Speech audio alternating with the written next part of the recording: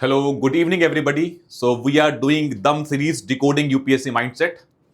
इस जो सीरीज का मेन मोटिव वो यही है कि आप अपनी लिमिटेड नॉलेज को कैसे स्ट्रीमलाइन करके प्रीलिम्स की कट ऑफ को क्लियर कर सकते हो so that you get plus 15 to 20 marks more. और हमने इसमें जो लेक्चर्स लिए हैं, पहले हमने 2024 का पेपर 3, 2, 1 और आज हम स्टार्ट करेंगे 2020 का पेपर। इससे पहले हमारे जो 4 पेपर हो चुके हैं, उस 4 पेपर्स में जो 400 क्वेश्चन से हमने उसको डिकोड करने की कोशिश की और वहां से हमने यूपीएससी के माइंडसेट को समझा। अब आप देख रहे होंगे कि जो ये सारी क्वेश्चंस हैं इसमें पैटर्न्स रिपीट होने स्टार्ट हो गए होंगे। तो अब आपका कॉन्फिडेंस और बढ़ना स्टार्ट हो गया होगा कि हाँ भाई, यूपीएससी का एक कुछ पैटर्न है जिसके बेसिस पे वो क्वेश्चन पूछती है। और एक चीज ये समझ लें कि जो ये डिकोडिंग यूपीएससी माइंडसेट सीरीज है, इसमें एक बेसिक रिक्वायरमेंट है कि आपके पास लिमिटेड नॉलेज होनी चाहिए। अब क्या होता है, आपके पेपर में 40 दिन रह गए हैं, अप्रोक्सीमेट 40 डेज। अब आप में एक टेम्पटेशन रहती है कि जो ये एलिमिनेशन ट्रिक्स हैं ये मार्केट में आनी स्टार्ट हो जाएंगी। अब यूट्यूब पे वीडियो बनेंगी कि भाई 2 घंटे में ट्रिक्स देखें और प्री निकालें। ये जो कहानी है सारी, आपको इसको इस तरह से नहीं करना है कि कुछ चीजें रटी और पेपर में जाके अप्लाई कर दी, उससे नहीं होगा प्री क्लियर। क्वेश्चन को जब समझोगे, उसको इंटरनलाइज करोगे, आपको विश्वास होगा कि हाँ भाई जो मैं कर रहा हूं वो सही है। और वो इस एक बार में नहीं होगा।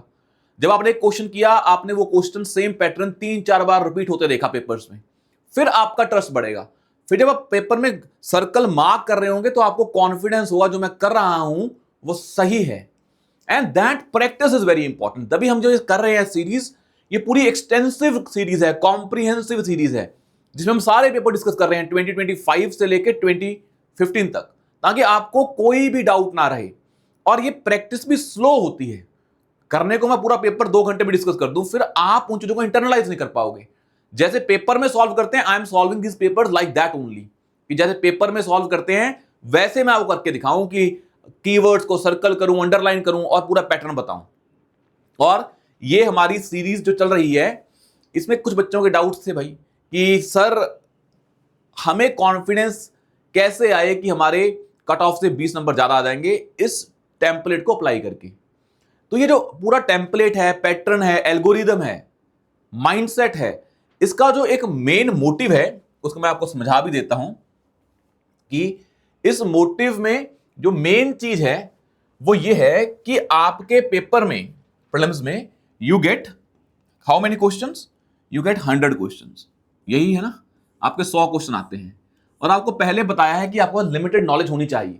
Without that limited knowledge you will not be able to solve those 25 to 30 questions. अब ये जो क्वेश्चंस होते हैं 25 to 30, अब ये होते हैं जो आप पढ़ते हैं चीजें, अपनी स्टैटिक पार्ट या करंट अफेयर्स पढ़ते हैं, उससे ये आपकी लिमिटेड नॉलेज से, नॉलेज के बेसिस पे सॉल्व होते हैं। लिमिटेड नॉलेज के बेसिस पे सॉल्व होते हैं। और मैं इसमें 25 to 30 मान रहा हूं, डिपेंडिंग अपॉन पेपर कैसा आता है। अगर पेपर बहुत ही टफ है, जहां पे कट ऑफ जा रही है 85 के अराउंड, तो वहां आपसे 20 क्वेश्चन ही हो पाएंगे। अगर कट ऑफ जा रही है मान लो 100 के अराउंड, तो वहां 30 हो पाएंगे। अगर 90 जा रही है तो 25 के अराउंड।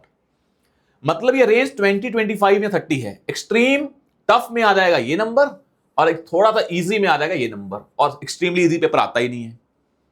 मान के चलो कि आपके जो नंबर हैं 50 to 60 मार्क्स, अब ये मान रहे हैं 50 to 60, जब आपका जो पेपर है उसकी कट ऑफ क्या है, वही जा रही है जो आजकल जा रही है, मान लो 95 के अराउंड। तो आपके 50 और 60 नंबर के बीच में तो यहां से आने ही चाहिए। इट मींस अगर आपको 95 कट ऑफ है, आपको 10 नंबर ज्यादा लेने हैं या 15 नंबर ज्यादा लेने हैं, it means you have to score 110 marks. उन 110 में से इसका एवरेज ले लेते हैं कितना, 55 marks you have to score from your knowledge base, और बाकी क्या बचे हैं 55। अब ये जो 55 मार्क्स हैं लिमिटेड नॉलेज के बेसिस पे, ये आप मिस नहीं कर सकते। And I told you in the beginning also when we started this series कि लिमिटेड नॉलेज तो आपके पास होनी चाहिए। बच्चों का ये माइंडसेट रहता है कि शॉर्टकट कैसे ढूंढें, और फिर शॉर्टकट के जो वीडियोस होती हैं कि एलिमिनेशन ट्रिक्स अप्लाई करें, वो तरीका नहीं है। पहली बात तो वो एलिमिनेशन ट्रिक्स है ही नहीं है, वो एक माइंडसेट है जो आपको डिकोड करना पड़ेगा, और माइंडसेट को समझा जाता है, इंटरनलाइज किया जाता है। तो जो 55 मार्क्स बचे हैं, इस पे गेम आती है। और हमने माना है कि 30 क्वेश्चंस आपको लिमिटेड नॉलेज से आने चाहिए, 70 क्वेश्चन बचे हैं। नाउ दिस 70 क्वेश्चन में से आपको स्कोर करना है 55 मार्क्स। तो आपका जो अब है, जहां पे हम दम सीरीज या डिकोडिंग यूपीएससी माइंडसेट अप्लाई करते हैं, दम सीरीज या दम माइंडसेट अप्लाई करते हैं, कुछ भी बोल लें इसको, मैं दम बोल देता हूं, आप दम माइंडसेट बोल लें। कहने का मतलब आपको इस जो ये हमारी सीरीज चल रही है, इसका गोल क्या है, जो आपके 70 क्वेश्चंस लेफ्ट हैं, जो नॉलेज के बेस पे solely on the basis of knowledge solve नहीं हो सकते, उसमें से 70 क्वेश्चन में से आपको नेट 55 मतलब 55 मार्क्स स्कोर करने, ये आपका गोल है। अब होता क्या है, अब एक क्वेश्चन आता है कि सर कितने क्वेश्चन सॉल्व करें, ये 70 क्वेश्चन बचे हैं। एक अप्रोच क्या रहती है जो स्टूडेंट्स की रहती है कि हमें जो ये पेपर करना है, हमें जो पेपर करना है, एक स्टूडेंट्स होते हैं जो थोड़ा ज्यादा रिस्क लेते हैं, उनका अटेम्प्ट होता है 95 से 100 कि हम तो भाई ट्राई करेंगे पूरा का पूरा पेपर सॉल्व करने का, कि वहां पे सर्कल भर का आने का, हम वही छोड़ेंगे जो हमसे बिल्कुल नहीं हो रहे हैं, पर हम ट्राई करेंगे हमारा नंबर ऑफ अटेम्प्ट क्या हो, ज्यादा हो। एक होते हैं हम सेफ खेलेंगे, दैट इज 85 टू 95 के बीच में, ये नंबर डिसाइड कर लिया। इनका रहता है कि 90 के अराउंड सॉल्व करेंगे, इनका रहता है 95 के अराउंड सॉल्व करेंगे। एक होता है भाई इससे भी कम, उनको होता है नहीं, हमारा जो एवरेज रहेगा वो 85 के अराउंड रहेगा, मतलब हम खेलेंगे जो हमारा गोल है 80 टू 90 के बीच में, मतलब 85 एवरेज। यहां एवरेज क्या है, एवरेज इज 90, यहां एवरेज 90 या 85 या 95, मतलब एक 3 तरीके हो गए हैं। यहां आप 85 क्वेश्चन अटेम्प्ट करोगे, यहां आप कितने करोगे क्वेश्चंस, 90 या 95, और आपको हमने बता दिया कि 30 जो हमारे क्वेश्चंस हैं, 30 क्वेश्चंस आप नॉलेज के बेस पे सॉल्व कर रहे हो सभी में, तो सभी में से माइनस कर दो, कितने बचे। यहां पे जो दम माइंडसेट से करोगे वो कितने हो गए हैं 55 क्वेश्चंस, यहां कितने हो गए 60, और यहां कितने हो गए 65। अब ये आपको खुद को अपना देखना है कि भाई मेरे कितने क्वेश्चन अटेम्प्ट करने से कहां पे ज्यादा नंबर आ रहे हैं।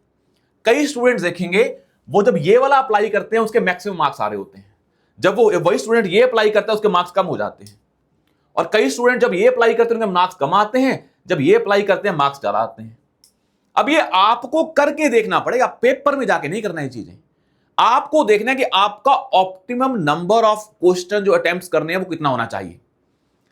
हम आपको एग्जांपल देते हैं, जैसे स्टूडेंट्स इसमें करते हैं, मान लो जैसे स्टूडेंट, मान लो एक मैं एग्जांपल देके बताता हूं आपको कि जो स्टूडेंट ये वाला कर रहा है 65 वाला, अब जो 65 क्वेश्चंस आउट ऑफ 70 जो हमारे दम के माइंडसेट से करने हैं, जिसमें स्टूडेंट के पास लिमिटेड नॉलेज के बेसिस पे नहीं, लिमिटेड नॉलेज का एप्लीकेशन के बेसिस पे करेगा। उसे क्वेश्चन में एक स्टेटमेंट नॉलेज के बेसिस पे आती होगी, बाकी उसको थोड़ा बहुत एनालिसिस करके यूपीएससी का माइंड समझ के करना पड़ेगा। अब यही तो प्रॉब्लम है इस पेपर में, कम क्वेश्चन नॉलेज के बेस पे होते हैं और ज्यादा क्वेश्चन एनालिसिस के बेसिस पे होते हैं, माइंड से डिकोड करने के बेसिस पे होते हैं। अब जिस स्टूडेंट ने मान लो 70 में से 65 क्वेश्चन किए, उसका गोल क्या होता है, उनकी एक्यूरेसी लेवल ज्यादा नहीं होता है। एक्यूरेसी मतलब उनका रहेगा कि हमें यहां पे 35 क्वेश्चन सही हो जाएं और 30 क्या हो जाएं, गलत हो जाएंगे। तो इनको होता है यहां से 70 मार्क्स आ जाएंगे और यहां से उनके 20 मार्क्स कम हो जाएंगे। कितने, 20 मार्क्स क्या हो गए, कम। 2/3 होती है ना कट ऑफ, ओ नेगेटिव, तो यहां पे 20 मार्क्स कम हो गए। कितना बच गया उनके पास, 50 आ गया। उनका नेट कितना आ गया, 50। और उस स्टूडेंट का नेट 50 आया तो उसने पहले अपनी नॉलेज के बेस पे कितने नंबर लिए हैं, उसने अपने नॉलेज के बेस पे पहले नंबर ले लिए कितने, 55, और यहां कितना नंबर ले लिया उसने, 50, तो उसके मार्क्स कितने आ गए, 105, जो कि कट ऑफ वो क्लियर कर लेता है। अब आपको देखना है, मतलब इस स्टूडेंट की एक्यूरेसी स्ट्रांग नहीं है, जितने क्वेश्चंस उसके सही हो रहे हैं उसके आसपास ही उसके क्वेश्चन गलत हो रहे हैं। आपने देखा कि भाई अगर मैं यूपीएससी के माइंडसेट को समझ के क्वेश्चन सॉल्व कर रहा हूं 65 क्वेश्चन, तो मेरी एक्यूरेसी 50-50 के अराउंड है, या 50-50 कह लें, या थोड़ा 55 या 45, हाफ हाफ के अराउंड है, ये मान लेते हैं। थोड़ा ऑफ कोर्स थोड़ा ज्यादा है सही वाला। और कईयों का क्या होता है, जब वो ज्यादा अटेम्प्ट करते हैं उनका ये नंबर कम हो जाता है और ये बढ़ जाता है, और फिर सारी गेम पलट जाती है उससे। और क्योंकि आपके अगर मान लो 5 क्वेश्चन भी गलत हो गए तो यू आर लूजिंग 5 क्वेश्चन में 10 प्लस उसके अलावा जो आपके 3 नंबर है, 13 नंबर, और गेम वहीं पे सारी खत्म होगी। फिर आप कट ऑफ के अराउंड घूमेंगे, फिर तो क्या रहता है, डिपेंड करता है रिजल्ट पे, भगवान के भरोसे चीजें हो जाती है, आप श्योर नहीं हो पाते हैं प्री के बाद। तो ये आपको देखना पड़ेगा कि मेरा ऑप्टिमम नंबर क्या है, क्या मैं ये करूं 70 में से 65 या मैं 70 में से कितने करूं 55, और जब मैं 55 करता हूं या करती हूं, मेरे को पता है मेरे 35 तो क्या होते हैं, करेक्ट होते हैं, और मेरे 20 क्या होते हैं, नेगेटिव होते हैं। तो मेरे 70 यहां से आते हैं और मेरे यहां से कम हो जाते हैं। नेट कितने हो गए, मान लो 21 14, तो नेट कितना आ गया आपका 56। तो उसे पता है कि मैं जब ये करता हूं मेरे 56 आते हैं, 55 पहले आ गए और 111 हो गए हैं, 110 से प्लस हो गए हैं। अब आपको किसी टॉपर के कहने पे या किसी टीचर के कहने पे या किसी अपने सीनियर के कहने पे ये काम नहीं करना है, आपको खुद बैठ के एनालाइज करना है कि आपके क्वेश्चन बढ़ाने से नंबर बढ़ते हैं या क्वेश्चन कम करने से नंबर बढ़ते हैं, और कौन सा वो ऑप्टिमम लेवल है जो आप इंश्योर करेंगे पेपर में करके आऊं। और ऑफ कोर्स वो नंबर आगे पीछे हो सकता है depending upon the toughness of the paper, but वो आइडिया आपको मिल जाएगा। इसलिए जो स्टूडेंट पूछ रहे थे कितने क्वेश्चन अटेम्प्ट करने हैं, पर आपको ये आइडिया पक्का मिल गया है कि 100 क्वेश्चन में से मैं 30 या 25-30 ही क्वेश्चन प्योर नॉलेज के बेस पे कर पाऊंगा, और बाकी जो मुझे क्वेश्चन करने हैं वो डिपेंड करता है 60 से 65 क्वेश्चन, ये आपके प्योर नॉलेज के बेसिस पे होंगे, और नीचे वाले होंगे जो आपकी लिमिटेड नॉलेज है plus application of that limited knowledge. और यही काम लिमिटेड नॉलेज प्लस उसका जो हम एप्लीकेशन है of that knowledge, application of जो मैं बोल रहा हूं दम, आप जो मर्जी बोलें, application of them mindset decoding UPSC mindset, ये दम माइंडसेट को अप्लाई करके होगा। और हम इसी पार्ट को कवर कर रहे हैं इस सीरीज में कि आपके जो 60 से 65 क्वेश्चन हैं जो आपको अटेम्प्ट करने हैं, उसको कैसे आप जो ये आइडिया है माइंडसेट डिकोड करके सॉल्व करने का, वो कैसे कर पाएंगे। अगर आपका ये वीक है लिमिटेड नॉलेज वाला पार्ट, फिर तो प्री क्लियर होने वाला नहीं है सर। अगर इसमें मार्क खा गए, इसमें एक्यूरेसी ज्यादा बढ़ने वाली नहीं है। आपको पहले बताया था ये सारी गेम प्रोबेबिलिटी की है, हम पैटर्न अप्लाई करते हैं वो सारी गेम प्रोबेबिलिटी की है।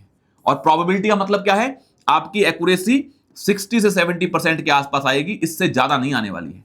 यहां एक्यूरेसी आपकी 100% के आसपास होनी चाहिए, 90 to 100%। अगर यहां पे 60 हो गई है एक्यूरेसी, तो फिर काम खराब है। तो आपको ये इंश्योर करना है कि जो हम ये वाली चीज कर रहे हैं, इसमें आपकी एक्यूरेसी जो होगी वो इस रेंज में वेरी करेगी, 60 to 70%। वो डिपेंड करता है जितना आप एनालिसिस ज्यादा करेंगे उतना बढ़ता रहेगा। पर ऐसे नहीं है कि 90 हो जाएगी, ये 90 होने वाली नहीं है। 90 होने वाली वो है, ये 60 से आप 65 पहुंच जाएंगे, 70 पहुंच जाएंगे, या इनफैक्ट जब आपकी 55% भी हो रही है तब भी काम बन रहा है आपका। तो आपको इसी रेंज में रहना है प्रोबेबिलिटी में। तो तभी जब बच्चे कहते हैं कि हमने पैटर्न अप्लाई किया, क्वेश्चन गलत हो गया, होगा भाई, आपके जो 60% 65% सही होंगे, 35% गलत होंगे। हमें नेट पॉजिटिव लेके आने हैं, जो हम लेके आ रहे थे net 55 marks by solving these 60 to 65 questions. अब आया समझ में।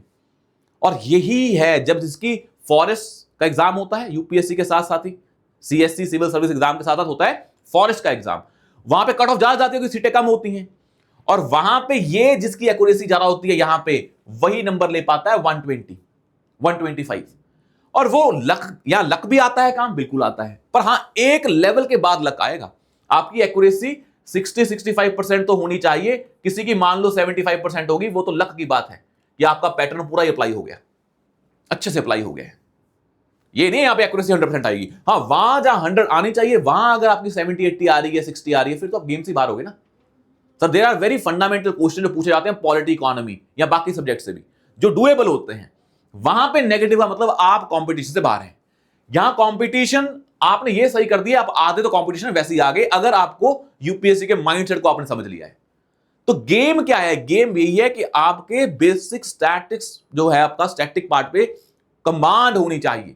उस कमांड के बाद आप ये एनालिसिस करें, पीवाईक्यू एनालिसिस करें। फिर नॉलेज का गेम इतना नहीं है इसमें लिमिटेड नॉलेज जो है उसका एप्लीकेशन करें ऊपर नॉलेज के बेसिस पे। कई बच्चे क्या करते हैं, जैसे करंट अफेयर की मैगजीन आएंगी आपकी, पीटी 365 जो भी आती हैं, पीटी 565 जो भी आपका आता है मार्केट में, एक ही इंस्टीट्यूट का करें। अगर टेस्ट कर रहे हैं मार्केट से उठाइए आपने, एक ही इंस्टीट्यूट की करें, क्योंकि आपके जो ऊपर वाले क्वेश्चन है वो वहां से हो जाएंगे किसी एक इंस्टीट्यूट से, और जो नीचे वाली है चीजें ये वाली, ये उसी नॉलेज का एप्लीकेशन करना है। अगर आप किसी दो इंस्टीट्यूट का उठा के करंट अफेयर पढ़ रहे हैं, उसका फायदा नहीं है, बिकॉज आपके ये 30 ही आते होंगे और वो एक इंस्टीट्यूट के मटेरियल से हो जाएंगे आपसे। फिर आपको और चीजें ऐड क्यों करनी है? There is no point to add sources. तभी बोलते हैं प्रीलिम्स में लिमिटेड सोर्सेस से ही काम बनता है। और इस चीज को एप्लीकेशन पे ज्यादा ध्यान दे, माइंडसेट पे। माइंड में रखिए मेरे पास लिमिटेड नॉलेज है, उसको मैं कैसे अप्लाई करूं, नंबर बढ़ाऊं, ना कि नॉलेज को ऐड करके बढ़ाऊं, क्योंकि उससे तो आपके 30 क्वेश्चन ही होंगे मैक्सिमम, उससे वो 40 होने वाले नहीं है। क्योंकि यूपीएससी के क्वेश्चन पूछने का तरीका ये है, जहां मर्जी से पढ़ लें, आपको 25-30 क्वेश्चन ही आते होंगे, उससे ज्यादा नहीं आने वाले। चाहे आपका फर्स्ट अटेम्प्ट हो, चाहे आपका 6th हो, चाहे आपने एक बुक पढ़ी हो, चाहे 2 पढ़ी हो। इनफैक्ट 2 पढ़ने से नंबर कम चाहे हो जाएंगे, क्योंकि याद नहीं रहता है इतना कुछ। माइंड की अपनी स्टोरेज कैपेसिटी है, वो अनलिमिटेड नहीं है। अब आई होप यहां को आपको चीजें खत्म हो जाएंगी कि दम माइंडसेट से आप किस चीज को टैकल करने की कोशिश कर रहे हैं। आया समझ में? Now let's start with the जो हमारा पेपर है, that is paper 2020। Let's start with जो पेपर आपका 2020 का। अब देखते हैं इसमें पहले कहां से स्टार्ट होता है पेपर। तो यहां पे आ रहा है स्टार्टिंग से, पॉलिटी से डील कर रहा है। तो 20 में सेट ए में पॉलिटी पहले थी। First question says that consider the following statements regarding, ये आधार को लेके है, और ये इसलिए उस टाइम पूछा गया था because this topic was in news. Aadhaar को लेके, आधार एक्ट को लेके न्यूज में था। क्वेश्चन है कंसीडर द फॉलोइंग स्टेट, पहला है Aadhaar meta data can not be stored for more than 3 months। भाई आधार मतलब जब आप जाते हैं, वो जाते नहीं अपने फिंगरप्रिंट, आइरिस स्कैन, ये सारा डाटा होता है मेटा डाटा। आधार से मेटा डाटा बनता है। ये जो आधार का आप डाटा देते हैं, फिंगरप्रिंट, आइरिस स्कैन, जो भी आपकी बायोमेट्रिक डिटेल्स हैं, ये तो गवर्नमेंट के पास स्टोर हैं। अब उस स्टोर की नॉलेज से आप जब कराते हैं ऑथेंटिफिकेशन आधार का यूज करके, वो बनता है आधार का मेटा डाटा। आपको नहीं भी पता, ये तो पता है कि आधार रिलेटेड डाटा 3 महीने से ज्यादा स्टोर नहीं किया जाता, मतलब 3 महीने तक ही स्टोर किया जा सकता है। फैक्ट है, अंडरलाइन कर लो कि फैक्ट है। मुझे नहीं पता, क्या पता 2 months हो, क्या पता 3 months हो, क्या पता 1 month हो, हमें नहीं पता। और हमें यह पता है पक्का, हमारा माइंडसेट ये कहता है, जो हमने पहले देखा है, कि अगर कोई एक स्पेसिफिक फैक्ट है, एक एग्जैक्ट स्पेसिफिक नंबर है, उसके गलत होने के चांसेस ज्यादा हैं। अगर कोई नंबर रेंज की फॉर्म में है, वो सही होने के चांसेस होते हैं, पर एक स्पेसिफिक नंबर है वो पक्का गलत होता है। क्योंकि यूपीएससी के पास पूरे पेपर में इन फैक्ट्स को गलत करके स्टेटमेंट को गलत बनाना बहुत आसान काम है। उसे पता होगा 1 month है, वो लिख देगा 3 month, उसे कोई टेंशन लेने की जरूरत नहीं है उसमें। तो एग्जामिनर को ध्यान में रखें, state can not enter into any contract with private corporations for sharing of Aadhaar data. State can not enter into any contract, can not enter into any contract for sharing Aadhaar data. अब generally आपको पता है, मैंने पहले बताया था कि state कुछ भी कर सकती है। State can not enter into any contract with private corporations for sharing of Aadhaar data. हमारा पैटर्न कहता है कि स्टेट कोई भी चीज ऐसी नहीं है जो स्टेट पे पूरी पाबंदी लगा दे। स्टेट किसी ना किसी कंटेक्स्ट में कभी ना कभी तो कर पाएगी, चाहे वो किसी एक्सट्रीम केस में हो। पर यहां क्या बोल रहा है, state can not enter into any contract with private corporations. तो हमने ये वर्ड देखा, अगर आप पैटर्न हमारा बोल रहे हैं, वो क्या बोलता है, ये एक्सट्रीम हो रही है, स्टेटमेंट एक्सट्रीम हो रही है ना भाई। क्या पता स्टेट किसी प्राइवेट पार्टी के साथ for India's national security can enter into contract to share Aadhaar data, क्या पता ऐसा हो। अगला है Aadhaar is mandatory for obtaining insurance products. अब आप इसको रियल लाइफ एग्जांपल से अप्लाई करें, आपको ये इतनी सिंपल बात पता है कि अगर आपको इंश्योरेंस लेनी है और किसी ने ली भी हो, आधार इज नॉट मैंडेटरी। भाई आपकी आधार इज योर आइडेंटिटी प्रूफ है। आप अगर बोल देंगे मेरे को इंश्योरेंस प्रोडक्ट लेना है, मेरे पास अपना पैन कार्ड है, मेरे पास अपना पासपोर्ट है, राशन कार्ड है, तो अगर आपके पास बाकी प्रूफ है तो आप इंश्योरेंस प्रोडक्ट ले सकते हैं ना भाई। क्यों वो आधार मैंडेटरी करें। अगला देखें, Aadhaar is mandatory for getting benefits funded out of consolidated fund of India. कि सरकार ने जो बेनिफिट्स दे रही है, जो कहां से आ रहे हैं, सीएफआई फंड से, उसके लिए आधार मैंडेटरी है। चलो हमने देखा, हमने पहले वाली स्टेटमेंट को रियल लाइफ एग्जांपल से डाला कि मतलब मैं अगर मेरे पास आधार कार्ड नहीं है मान लो, और मेरे को इंश्योरेंस लेनी है, मैं ले नहीं पाऊंगा। मेरे को अपना फोन का कनेक्शन लेना है, मोबाइल फोन का सिम कार्ड लेना है, मेरे पास आधार कार्ड है, मैं ले ही नहीं पाऊंगा। तो ये तो कोई लॉजिक नहीं बनता है। मेरे को अपना आधार कार्ड बनवाया ही नहीं है, बहुत सारे लोगों ने आधार कार्ड बनवाया ही नहीं है, इसका मतलब ये है कि उनको सिम कार्ड नहीं मिलेगा या इंश्योरेंस का प्रोडक्ट नहीं मिलेगा। It seems very illogical.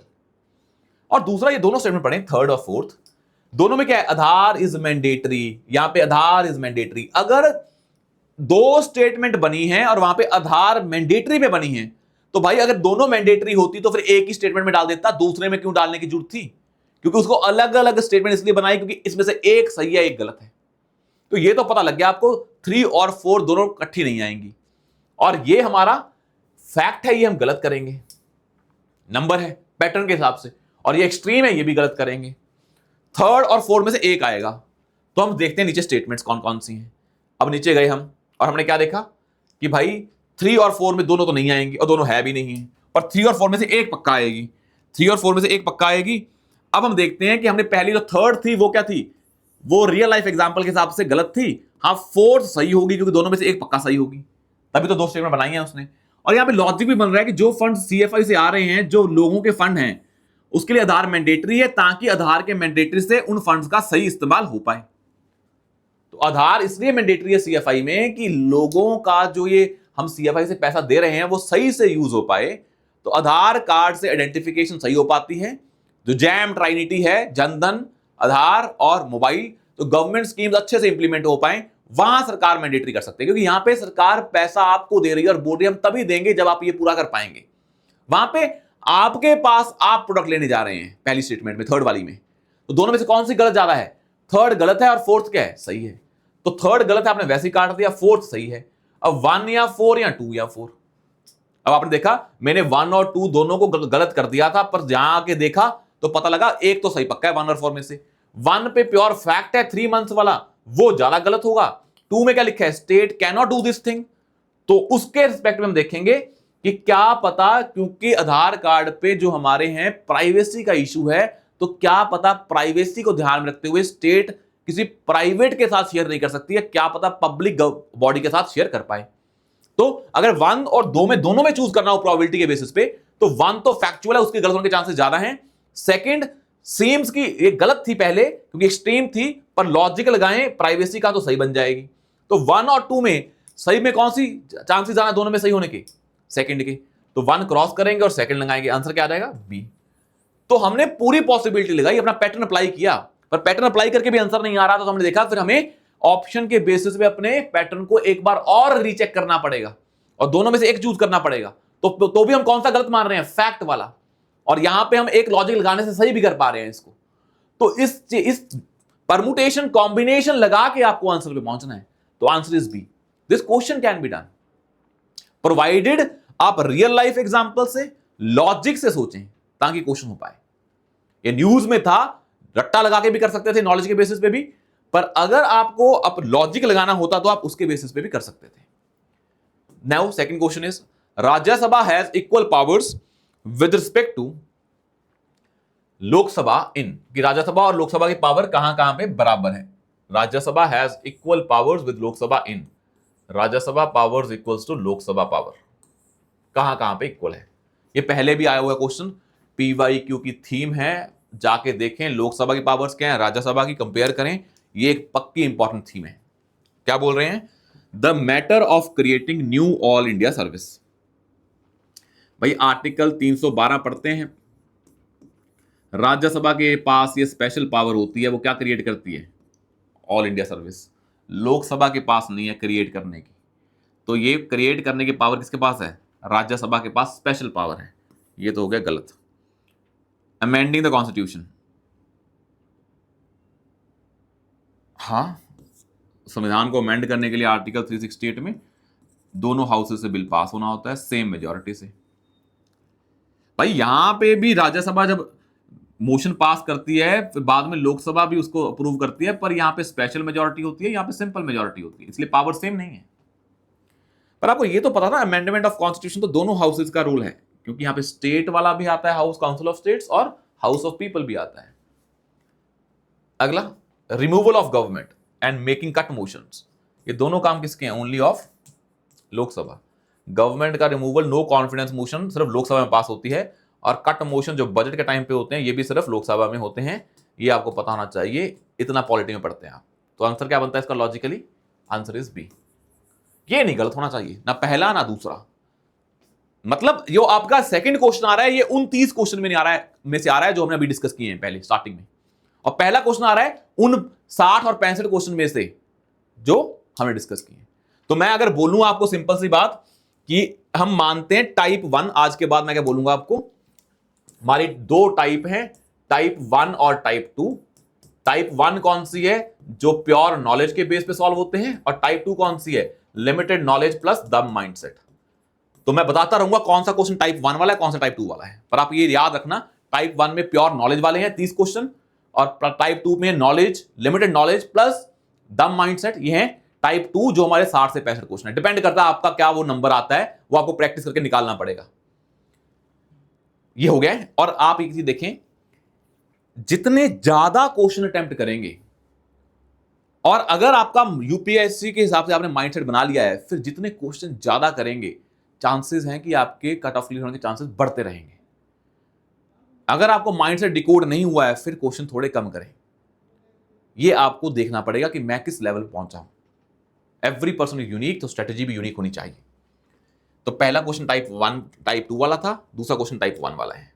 Now question number 3, ये बताता रहूंगा मैं, ताकि आपको भी आइडिया मिलता रहे कि कौन से टाइप का क्वेश्चन सॉल्व किया है हमने, ताकि आपको ये भी दिखता रहे कि क्या मेरा टाइप 1 वाला क्वेश्चन तो नहीं गलत हो रहा है, उस पर तो नहीं मैं लगा रहा टाइप 2 वाला मेथड, क्या ये टाइप 2 वाला सही हो गया है। ठीक है, अगर वो गलत हुआ दुखी भी नहीं होना है, बिकॉज टाइप 2 में प्रोबेबिलिटी ज्यादा काम करती है। अब देखिए इसमें, with reference to the funds under member of parliament local area development scheme, local area development, एक तो लोकल एरिया है, साथ में क्या development, MP LAD, which of the following statements are correct. MP LAD, और जब आपने देखा ना इतना कुछ पूछा है एमपी लैड पे, इतने फैक्ट्स पूछे हैं, तो ये अपने आप कौन सा बन जाता है, टाइप 2 वाला question. MP LAD funds must be used to create durable assets like physical infrastructure for health, education etcetera. यहां पे लिखा है डेवलपमेंट, और यहां पे क्या बोल रहे हैं, ड्यूरेबल एसेट्स। यहां वर्ड क्या है, मस्ट, क्योंकि एमपी लैड स्कीम डेवलपमेंट के लिए है। डेवलपमेंट का मतलब क्या होता है, आप कोई इंफ्रास्ट्रक्चर बना रहे हैं, मतलब ड्यूरेबल एसेट्स बना रहे हैं, मतलब एमपी लैड स्कीम के अंदर आप ड्यूरेबल एसेट्स ही बनाएंगे। और ये लॉजिक से सोचें, क्या गवर्नमेंट ये बोलेगी कि एमपी लैड का जो पैसा है वहां पे लगाया जाए जिसपे कोई भी इंफ्रास्ट्रक्चर क्रिएट ना हो, ये सीम्स इलॉजिकल। और यहां पे वर्ड क्या है, हेल्थ, एजुकेशन, वर्ड क्या है, एटसेट्रा। जब भी यूपीएससी एटसेट्रा लिखती है, उसके सही के चांसेस होते हैं पूरे। जब वर्ड लिख दे, यहां लिख देती हेल्थ एजुकेशन ओनली, तो वो क्या हो जाता है, गलत। जब एटसेट्रा लिख रही होती है तो वो ब्रॉड दे रही है, उसके होने के, सही होने के चांसेस ज्यादा हैं। और डेवलपमेंट ड्यूरेबल एसेट्स पे ही होना चाहिए, क्योंकि आइडिया क्या है, डेवलपमेंट, और उसका उल्टा करके देखेंगे तो वो सीम्स इलॉजिकल। तो ये तो वैसे स्टेटमेंट क्या हो गई है, करेक्ट हो गई है। A specified portion of each MP fund must benefit SC ST population. अब यहां ऐसे ना करें कि मस्ट है तो काट दें, मस्ट है तो काट दें, वो एलिमिनेशन ट्रिक्स नहीं अप्लाई करनी है, वो पागल बनती है। हम लॉजिक भी अप्लाई कर रहे हैं। A specified portion of each MP fund must benefit SC ST population. मैंने आपको पहले बताया था, इस स्टेटमेंट को उल्टा करके पढ़ें कि ये स्कीम में एससी एसटी पॉपुलेशन के लिए कुछ एक्स्ट्रा प्रोविजन नहीं है। तो गवर्नमेंट कभी इन सेक्शंस के लिए कभी ऐसी स्टेटमेंट बनाएगा एग्जामिनर जो एससी एसटी पॉपुलेशन का डिसरिस्पेक्ट हो रहा हो? और हर स्कीम में इन पॉपुलेशन को एक्स्ट्रा चीज देना इज अ लॉजिकल स्टेटमेंट। तो ये लॉजिकल है, इसकी ऑपोजिट स्टेटमेंट इलॉजिकल हो जाएगी। अगला, MP LAD funds are sanctioned on yearly basis and the unused funds can not be forward to next year. एक एमपी बनता है एमपी 5 साल के लिए, उसने 1 साल पैसा लगाया, वो यूज नहीं हो पाया, क्या वो दूसरे साल नहीं जाएगा? भाई क्या इसमें फोकस क्या है कि लोकल एरिया डेवलप होना चाहिए, ये थोड़ा बोल रहे हैं। और डेवलपमेंट भी ड्यूरेबल एसेट्स की होनी चाहिए।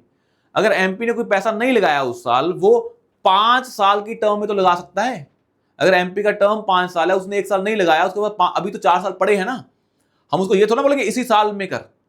हाँ, हमने तुमको हर साल पैसा दे रहे हैं, तेरे पास 5 साल है, तू उसको अप्लाई कर सकता है, इन्वेस्ट कर सकता है पैसा। It seems more logical. और ये चीज बोलना कि भाई नहीं इसी साल कर, अगले साल और पैसा देंगे, नहीं किए तो पैसे लैप्स हो जाएंगे, वो ज्यादा सेंस नहीं बनाता है। फोकस है लोकल एरिया की डेवलपमेंट करना, तो उसमें प्रोविजन भी फ्लेक्सिबल ही होगा। और ये स्टेटमेंट वैसे ही क्या है, फैक्चुअल है। क्या है, कैन नॉट बी कैरीड, और यहां पे क्या है, वर्ड ईयरली। तो ये फैक्चुअल स्टेटमेंट है, और जो फैक्ट लिखा हुआ है इसका उल्टा बना के देखेंगे, दैट सीम्स मोर लॉजिकल। तो ये क्या हो जाएगा, गलत। The district authority must inspect at least 10% of all works under the implementation every year। क्या ये फैक्ट एक स्पेसिफिक नंबर है? नहीं, वर्ड क्या लिखा है, एटलीस्ट 10, तो रेंज है 10 to 100, और रेंज के चांसेस क्या होते हैं सही होने के, उसको हम गलत नहीं करते हैं। तो आंसर क्या बनता है, 1, 2 and 4। ये टाइप 2 का क्वेश्चन है, पर आपको ये पक्का पता है कि 1 और 2 स्टेटमेंट आर करेक्ट। अगर आपको ये पता है 1, 2 आर करेक्ट, तो आपका आंसर वैसे कहां पहुंच गया, 1, 2 पे, या 1, 2, 3 एंड 1, 2, 4 पे। 4 इज करेक्ट बिकॉज हमें पता है नंबर क्या है, एटलीस्ट 100%। और ये अगर एमपी पैसा लगा रहा है, अब एमपी पैसा अपना डेवलपमेंट पे लगा रहा है नहीं लगा रहा, पैसे का मिसयूज तो नहीं कर रहा है, ये तो नहीं है कि एमपी ने पैसा लगाया लिख दिया पर वो क्या किया, उसने इन्वेस्ट नहीं किया, तो ऑफ कोर्स उसकी अकाउंटेबिलिटी तो रखनी पड़ेगी। तो अकाउंटेबिलिटी के लिए क्या है, डिस्ट्रिक्ट अथॉरिटी क्या करेगी, इंस्पेक्ट तो करेगी, पर कितना करेगी, ये तो नहीं बैठ के सारा प्रोजेक्ट करेगी, एटलीस्ट 10%, मतलब 10 से 100% इंस्पेक्ट कर सकती है और सारा वर्क। मतलब हम क्या इंश्योर कर रहे हैं, accountability. Accountability is the basic fundamental feature of governance, तो ये तो होगा ही होगा। हाँ डाउट था 10% पे, पर वर्ड क्या लिखा है, एटलीस्ट। यहां होता ना ओनली 10%, तो मैं गलत कर देता। यहां पे वर्ड क्या है, एटलीस्ट 10%, मतलब हमें कुछ वर्क पे जाके उसकी अकाउंटेबिलिटी इंश्योर करनी पड़ेगी ताकि एमपी क्या रहे, उसकी अकाउंटेबिलिटी बनी रहे। अब पूरे के पूरे 100% पे तो पॉसिबल भी नहीं है, हमें बस रैंडमली चेक करेंगे ताकि उसको पता लग जाए कि एमपी सही पैसा लगा रहा है या नहीं। तो ये सीम्स लॉजिकल। तो 1 2 के साथ 1 2 4 आएगा, तो आंसर इज डी। कि टाइप 2 था, इसमें आपके सही होने के चांसेस ज्यादा थे। चाहे पहला क्वेश्चन था वो भी टाइप 2 था, थर्ड क्वेश्चन इज टाइप 2, दोनों सही करने थे आपको।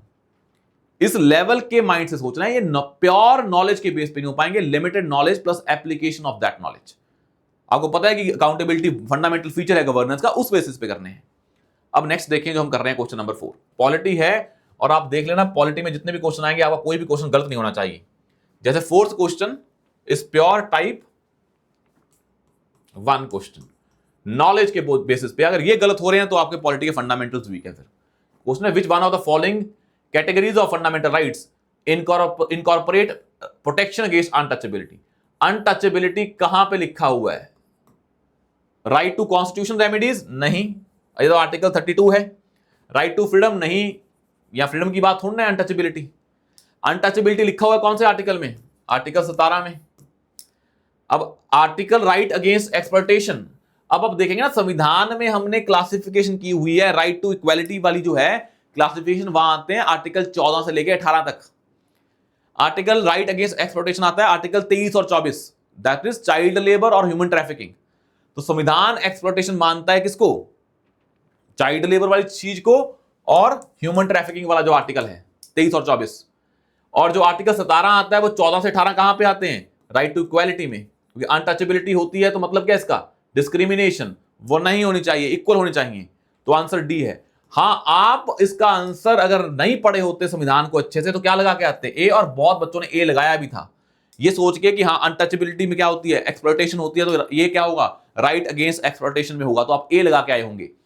पर that is basically a blunder, ये नहीं करना है। जिसका भी टाइप 1 ये क्वेश्चन, जो क्वेश्चन नंबर 4 टाइप 1 था, ये गलत हुआ है, कमेंट करें और ये एक्सेप्ट भी करें कि हाँ मेरे फंडामेंटल्स वीक हैं, ताकि मेरे वो 30 क्वेश्चन में तो नंबर कम ना हो, वहां तो मेरी प्रोबेबिलिटी जो 90 होनी चाहिए, 95 होनी चाहिए, वो कम होकर 70 ना हो, वहां 70 हो गई और बाकी में 70 पॉसिबल ही है, उससे ज्यादा पॉसिबल नहीं है, तो आप फिर कट ऑफ से मार्क खा जाएंगे।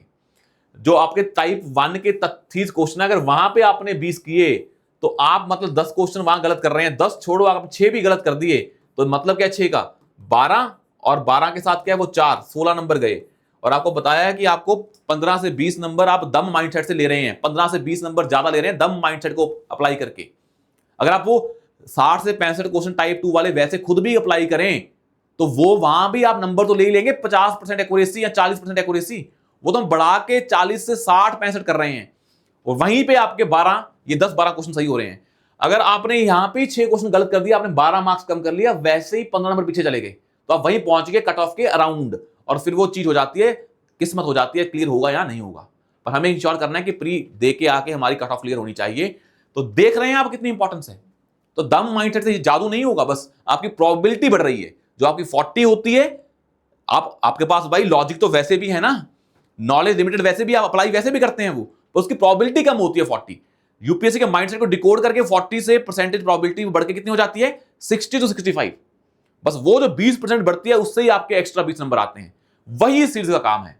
कहीं ये सोच के कर रहे हो कि भाई नहीं हमारे तो ये करने से पेपर में नंबर ही बहुत बढ़ जाएंगे, वो ना रखें, बी वेरी ऑब्जेक्टिव। अब नेक्स्ट देखिए, इसमें जो क्वेश्चन है क्वेश्चन नंबर 5। अब ये भी क्वेश्चन क्या है, बिल्कुल सारे क्वेश्चन क्या हैं, टाइप 1 वाले हैं। पॉलिटी में सारे क्वेश्चन टाइप 1 वाले होते हैं। क्वेश्चन है विच वन ऑफ द, ये तो हो गया हमारा, क्वेश्चन नंबर 5 करना है हमें, 4 तो हो गया था, 5 ये है in India separation of in India the separation of judiciary from executive is enjoined by separation of judiciary from executive. भाई प्रियम्बल में ऐसी बात की है सेपरेशन ऑफ, ये ऐसा वर्ड ही नहीं है स्पेसिफिक। 7 शेड्यूल में तो हमारे यूनियन लिस्ट स्टेट लिस्ट है, वहां पे क्या लिखा है ये conventional practice.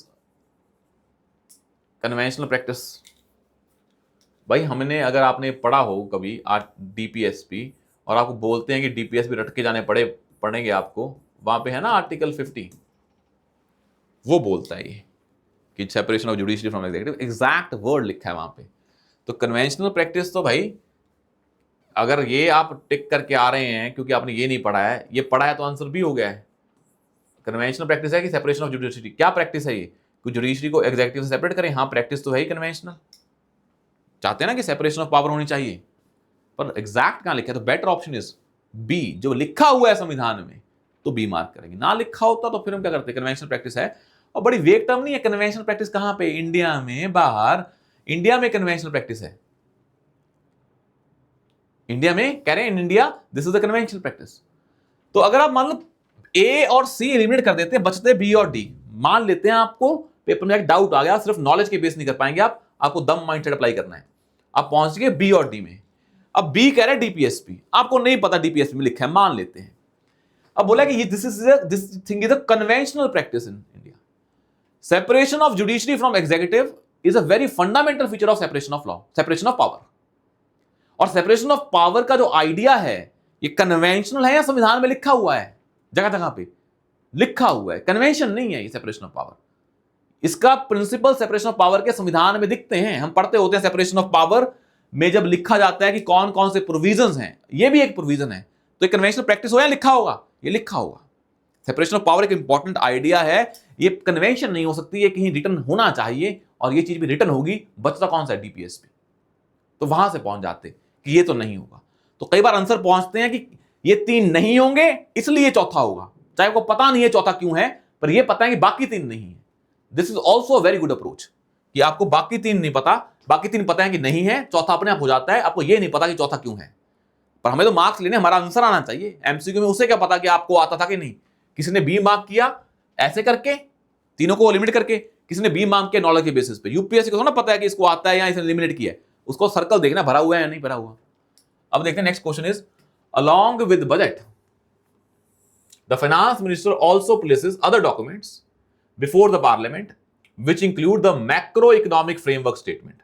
The aforesaid document is presented because this is mandated by। अब ये टर्म ना एक बार और आई हुई है पेपर्स में, पीवाईक्यू में सेम, इससे ये भी आई थी, 2 चीजें और साथ में आई थी, पर मतलब ये चीज आइडिया एक बार और पेपर में आया हुआ है पीवाईक्यूज में। तो देखें पीवाईक्यूज रिपीट होते हैं, थीम्स रिपीट होती हैं। क्वेश्चन है लॉन्ग स्टैंडिंग पार्लियामेंट्री कन्वेंशन, अभी पढ़ के आए कन्वेंशन, दोबारा कन्वेंशन आ गया है भाई, उसने बजट के साथ ये रखा और ये क्या कन्वेंशन है हमारी, ठीक है भाई। आर्टिकल 112 110 में लिखा हुआ है, क्या लिखा है 110 12 में भाई, आपको इतना तो पता होगा 110 12 13 जो भी है संविधान के आप पढ़ते हैं, और इस पे भी क्वेश्चन आया हुआ है पीवाईक्यू में, 2024 में किया था हमने। तो देखें एक ही क्वेश्चन से कितनी थीम्स आई हैं, ये भी पीवाईक्यू में आया हुआ है। इस क्वेश्चन से 2 आपके पीवाईक्यू सॉल्व हो जाएंगे। अगर आपने इस क्वेश्चन की पूरी छानबीन की होती, आपने जाके आर्टिकल 13 सर्च किया होता, 113 112 110 और मैक्रो इकोनॉमिक फ्रेमवर्क स्टेटमेंट, यहां पे तो मनी बिल के रिलेटेड चीजें हैं, ऐसा तो कुछ है ही नहीं है। तो आपने पढ़ा है तो ये तो आंसर नहीं हो सकते हैं। Provision of the fiscal responsibility budget management act, word क्या है, मैक्रो इकोनॉमिक फ्रेमवर्क, इकोनॉमिक्स की बात हो रही है, और यहां पे भी क्या है, फिस्कल रिस्पॉन्सिबिलिटी की। अगर फाइनेंस मिनिस्टर बजट के साथ ये चीज रख रहा है, मतलब ये इंपॉर्टेंट चीज होगी, तो कन्वेंशन होगी या किसी एक्ट में लिखा होगा। तो जो कोई चीज रख रहा है फाइनेंस मिनिस्टर, वो एक्ट का होगा या कन्वेंशन का। और आपको पता है कि एक बड़ी इंपॉर्टेंट थीम है, कौन सी, FRBM। अगर ये थीम क्वेश्चन में दिख गई है तो आंसर वही होगा, वो नहीं होगा, डी। और ये पैटर्न हमने पहले भी अप्लाई किया था कि देयर आर सर्टेन थीम्स, अगर वो दिखती हैं पेपर में तो वही आंसर होता है। जैसे कि विजयनगर अंपायर, अशोक, या कॉइन्स या पोर्ट्स, FRBM, ये सारी चीजें कुछ कोर थीम्स हैं। मतलब यूपीएससी एक्सपेक्ट कर रही थी, उसके लिए एक इंपॉर्टेंट टॉपिक क्या है, एफआरबीएम, उसने उस पर क्वेश्चन पूछा हुआ है। तो आपको क्वेश्चन देख के समझ में आया कि अच्छा एफआरबीएम लिखा हुआ है, मतलब ये टॉपिक इंपॉर्टेंट है, यूपीएससी ने ये एक्सपेक्ट कर रही है कैंडिडेट से कि उसको इसके बारे में थोड़ा बहुत पता हो, और उसके अंदर ये जो होती है फ्रेमवर्क, ये आपको फाइनेंस मिनिस्टर को रखना पड़ता है। तो आंसर क्या है, डी। ऐसे करना है। आई होप यहां से चीजें आपको और क्लियर हो रही हैं। अब सारे क्वेश्चन में पैटर्न अप्लाई होंगे। अगला देखें, अ constitutional government, repeated question, PYQ. तो कितने पीवाईक्यू रिपीट करोगे भाई? फिर कहते हैं बच्चे की पीवाईक्यू रिपीट नहीं होते हैं। साफ लिखा है यहां पे, PYQs are repeated. A constitutional government कौन सी होती थी? कल ही देखा था। A constitution is a government where constitution limit the powers of the government, so it is a limited government. Constitutional government is a limited government. Simple पढ़ा था हमने, कल पढ़ के हटे हैं। रिपीटेड थीम, कल आया था पेपर कौन सा, 2021। तो देखें 2020 में सेम क्वेश्चन, 21 में सेम क्वेश्चन। अगर ये +2 नहीं आ रहे आपके, तो फिर तो सर काम खराब है। टाइप 1 क्वेश्चन है। अगला देखें question number 8। Question number 8, other than the fundamental rights, which of the following parts of the constitution, other than fundamental rights, which of the following parts of the Constitution of India reflected the principles provisions of Universal Declaration of Human Rights? अब ये type 2 है, क्योंकि आप ये कभी नहीं पढ़ते हैं। आप जाके ये थोड़ा ना देखेंगे कि यूडीएचआर में, universal declaration of human rights में 1948 में क्या क्या लिखा हुआ है। ये टाइप 2 है, आपके पास लिमिटेड नॉलेज है क्या होते हैं ह्यूमन राइट्स, उसके बेसिस पे सॉल्व करना पड़ेगा। अब करके बताएं मुझे एक बार, जो देख रहे हैं करके बताइए इसका क्या आंसर होगा, फिर हम डिस्कस करेंगे इसको। ट्राई करें कि साथ में आंसर भी लिखें, फिर मैं डिस्कस करूंगा आपको क्या लगता है क्या आंसर होगा इसका।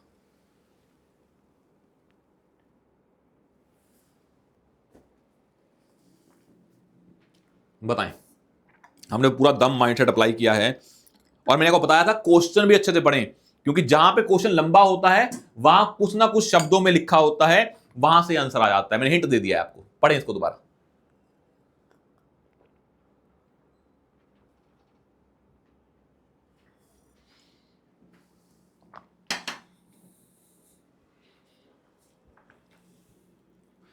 तो क्वेश्चन है, other than fundamental rights, other than fundamental rights, which of the following parts of the Constitution of India reflect or reflects the principles and provisions of UDHR? Word क्या है? Principles, provisions, reflect. मतलब UDHR में जो भी लिखा है, अगर उसका आइडिया भी कहीं दिख गया तो स्टेटमेंट सही हो जाएंगी। आइडिया मतलब कोई चीज लिखी होती है, उसका इंटरप्रिटेशन भी रिफ्लेक्ट हो गया, मतलब उसकी फिलॉसफी भी रिफ्लेक्ट हो गई तो दिख जाएगा। फिलॉसफी मतलब एग्जैक्ट यूडीएचआर का प्रोविजन नहीं, उसका फिलॉसफी जो लिखा है उसका आइडिया दिख गया तो, और रिफ्लेक्ट भी हो गया है। सेम शब्दों में नहीं, रिफ्लेक्ट होना चाहिए।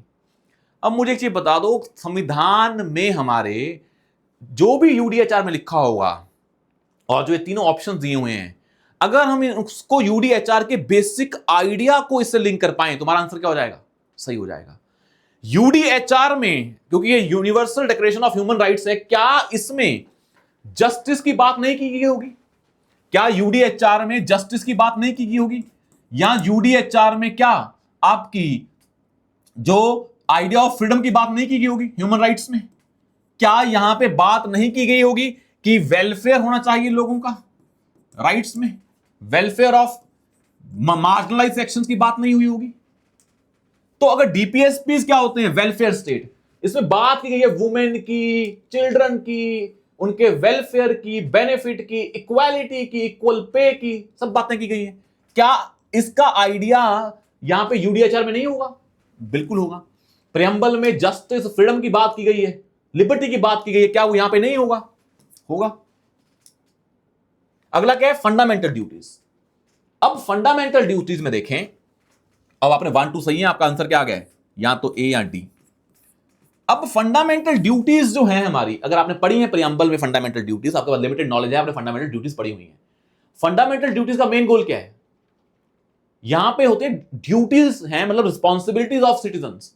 पर उस रिस्पॉन्सिबिलिटी ऑफ सिटीजन्स में अगर हम रिफ्लेक्शन की बात करें तो फंडामेंटल ड्यूटीज में भी कुछ ना कुछ ऐसा आइडिया होगा जो किससे लिंक होगा, ह्यूमन राइट्स से। जैसे हमारी एक फंडामेंटल ड्यूटी है, हमारी जो ड्यूटीज लिखी हुई है उसमें एक फंडामेंटल ड्यूटी है, मान लो, जो कि है भी, कि हमें अपने कॉन्स्टिट्यूशन का, हमारे अपने कॉन्स्टिट्यूशन का रिस्पेक्ट करना है, नेशनल एंथम का, फ्लैग का, हमारे हेरिटेज का, उसको हमें बचा के रखना है, प्रोटेक्ट करना है, उसकी रिस्पेक्ट करनी है। और जो यूडीएचआर है वहां पे एक प्रिंसिपल होगा, अगर ह्यूमन राइट्स की बात हो रही है उसमें ये भी बात हो रही होगी ना, कि कैसे हमें अपने जो नेशनल एंथम है, कॉन्स्टिट्यूशन है, ये भी ह्यूमन राइट होना चाहिए कि उनके क्या है, प्रोटेक्शन होनी चाहिए। मतलब फंडामेंटल ड्यूटीज में सिटीजन पे ड्यूटी लगा रहे हैं, पर उस ड्यूटी में जो प्रिंसिपल है वो तो यहां से लिंक हो पा रहा है किससे, universal declaration on human rights से। तो फंडामेंटल ड्यूटीज में भी जो लिखा हुआ है हमारा, कि यहां पे भी लिखा हुआ है फंडामेंटल ड्यूटीज में एक आइडिया कि आपको एनवायरमेंट को प्रोटेक्ट करना है, मतलब एनवायरमेंट का प्रोटेक्शन का प्रिंसिपल भी कहां लिखा होगा, यूडीएचआर में। ये तो मान लेंगे ना कि भाई हमारी फंडामेंटल ड्यूटीज में एनवायरमेंट को लेकर एक ड्यूटी है, एक ड्यूटी हमारी वुमेन को लेके है, जेंडर को लेके है, तो क्या वो जेंडर की बात यहां नहीं की होगी? मतलब यहां पे फंडामेंटल ड्यूटी में जेंडर रिस्पेक्ट की बात हो रही है, जेंडर इक्वालिटी की, तो क्या वो बात सेम यहां नहीं की गई होगी प्रिंसिपल के तौर पे? बिल्कुल की गई होगी। जब ह्यूमन राइट्स की बात हो रही है, यहां पे इक्वालिटी की बात हो रही है, तो gender equality is a common theme, तो यहां पे जेंडर इक्वालिटी होगी, यहां पे भी क्या, जेंडर इक्वालिटी, तो क्या ये नहीं होगा? ये भी होगा। तो answer will be D is the answer.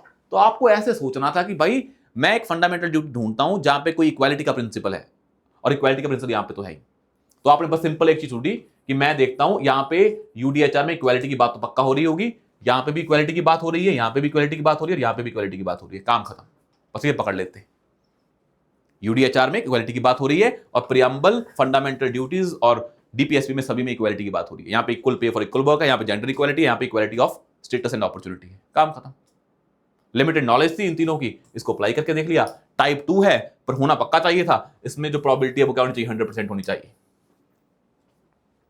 Next question is question number 9।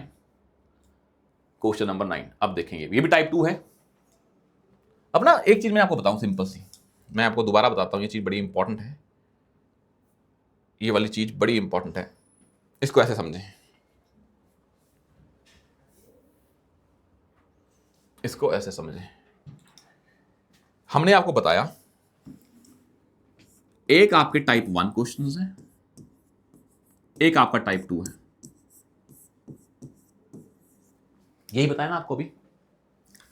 मैं इसलिए बता रहा हूं क्योंकि ये चीज समझने के बाद आपको एक चीज समझ में आएगी कि सच में डिमांड क्या है एग्जाम की। आप जब पढ़ रहे होते हैं ना, जब आप इस ब्रॉड माइंडसेट को इग्नोर करके पढ़ेंगे, फिर आपको काम होता है knowledge knowledge knowledge knowledge knowledge. जब आपको ब्रॉड पिक्चर पता है, स्ट्रेटेजिक थिंकिंग, तो जब आपने स्ट्रेटेजी बना ली है sir, and strategy is nothing but a smart work. Strategy कौन बनाते हैं? सियाने लोग बनाते हैं, इंटेलिजेंट। जब आपने स्ट्रेटेजी बनाई, स्मार्ट वर्क किया मतलब, और आपने समझा मेरी गेम में तो ये चीजें हैं, अब मैं तैयारी भी उसके हिसाब से करूंगा। स्ट्रेटेजी के बेसिस पे अगर तैयारी कर रहे हैं, preparation, that is the best preparation. And if you are doing a preparation without strategy, then it is nothing but a waste of hard work only. अब आपको पता लगा टाइप 1 में मेरे 30 क्वेश्चन आते हैं, यहां मेरे 65 क्वेश्चन आते हैं। मैंने एक्सट्रीम ले लिया है, इससे 25 भी हो सकते हैं, यहाँ पे 65 भी हो सकते हैं, 60 भी हो सकते हैं, और 55 भी हो सकते हैं।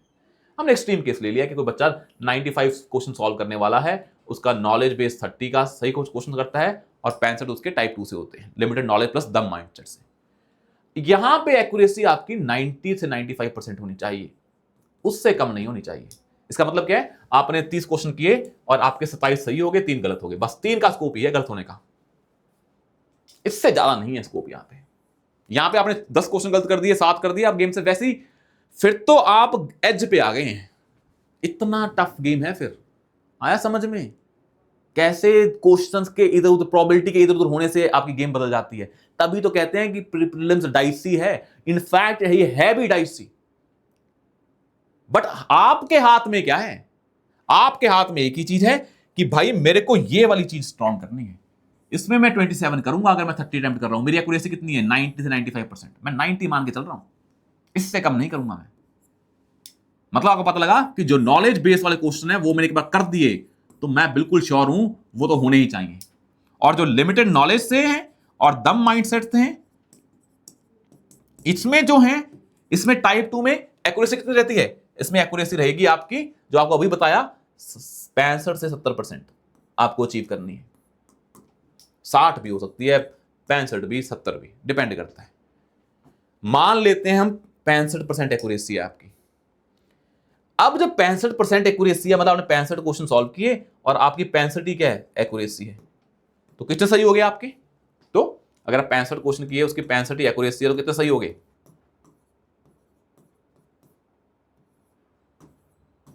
ये सही हो गए,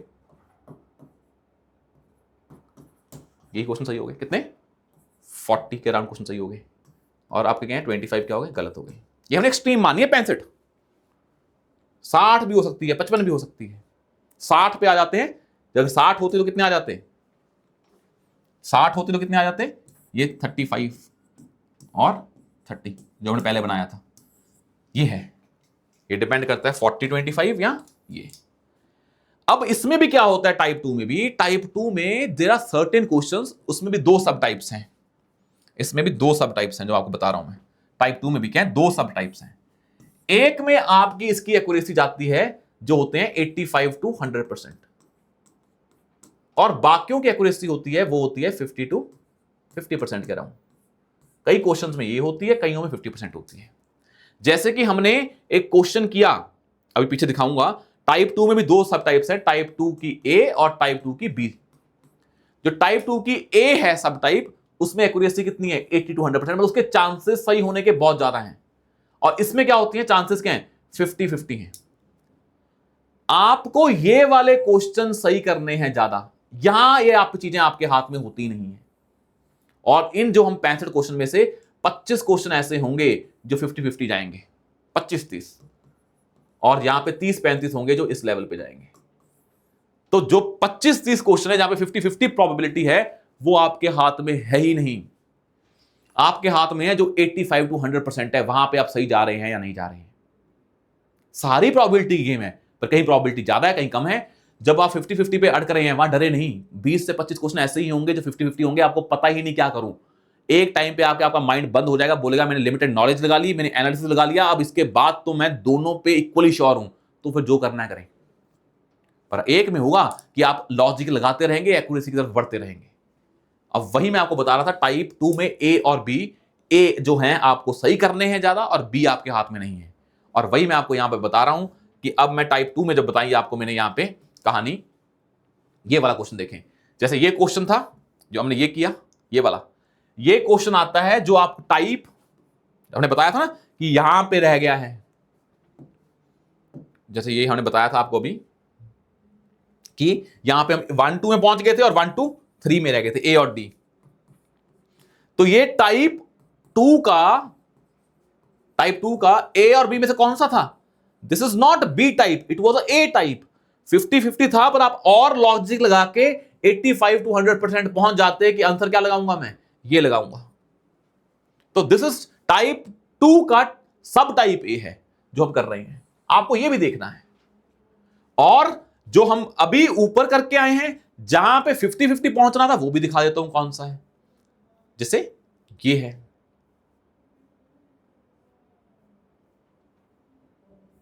जैसे ये जो अब कर ही रहे हैं वही आएगा, आगे देख लेंगे ये वाला।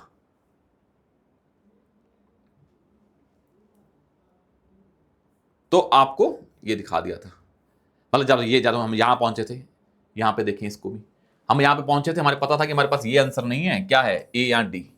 यहां पे भी देखेंगे तो यहां पे भी कौन सा था? टाइप 2 सब टाइप ए या B? It was not be 50-50। हम दोनों पे पहुंच गए थे, फिर और लॉजिक लगाया तो फिर यहां पहुंच रहे थे। तो ये भी क्या था? टाइप ए, 85 टू 100% एक्यूरेसी वाला। अगर आप इन पे भी 50-50 लगा रहे हैं, फिर प्रॉब्लम है। तो आपको यह भी देखना है कि भाई मेरा टाइप 1 है क्वेश्चन ये, या टाइप 2 है क्वेश्चन में।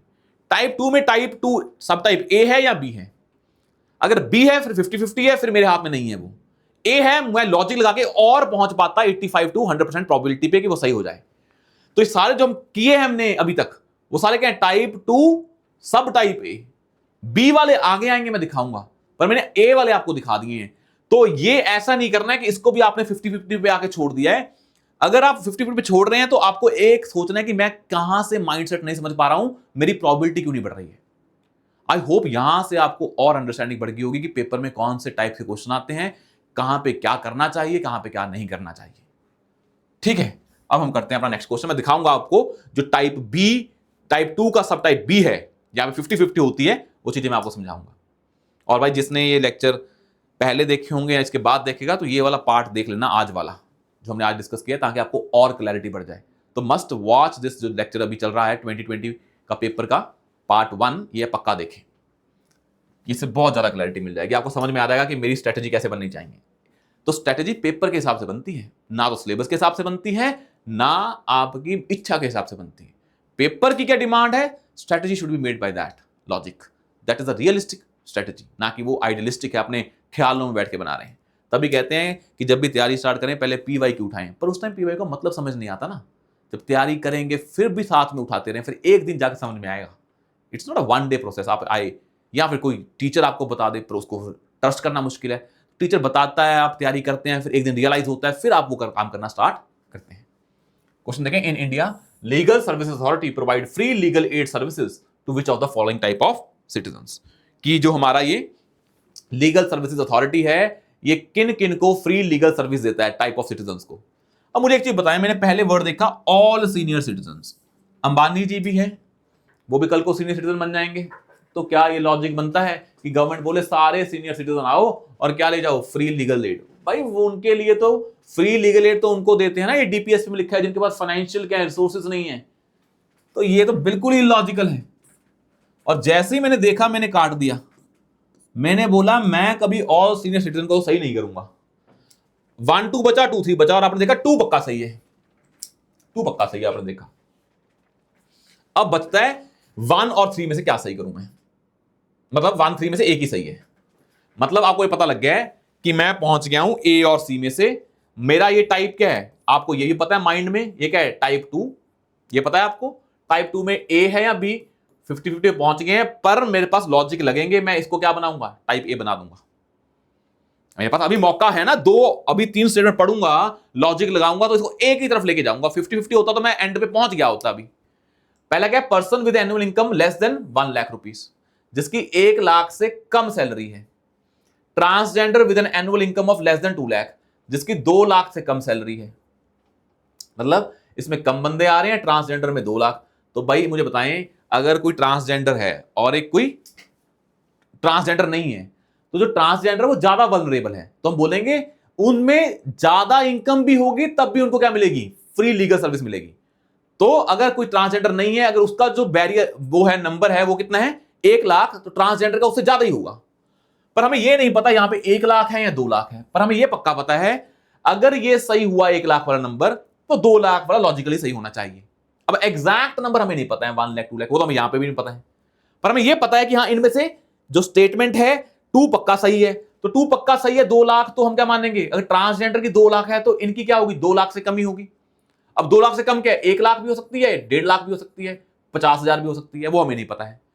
तो अगर अगला है member of other backward classes with an annual income less than 3 lakh, इनकी 3 लाख बोल दी है। भाई ट्रांसजेंडर और ओबीसी से ज्यादा वल्नरेबल कौन से हैं, ट्रांसजेंडर।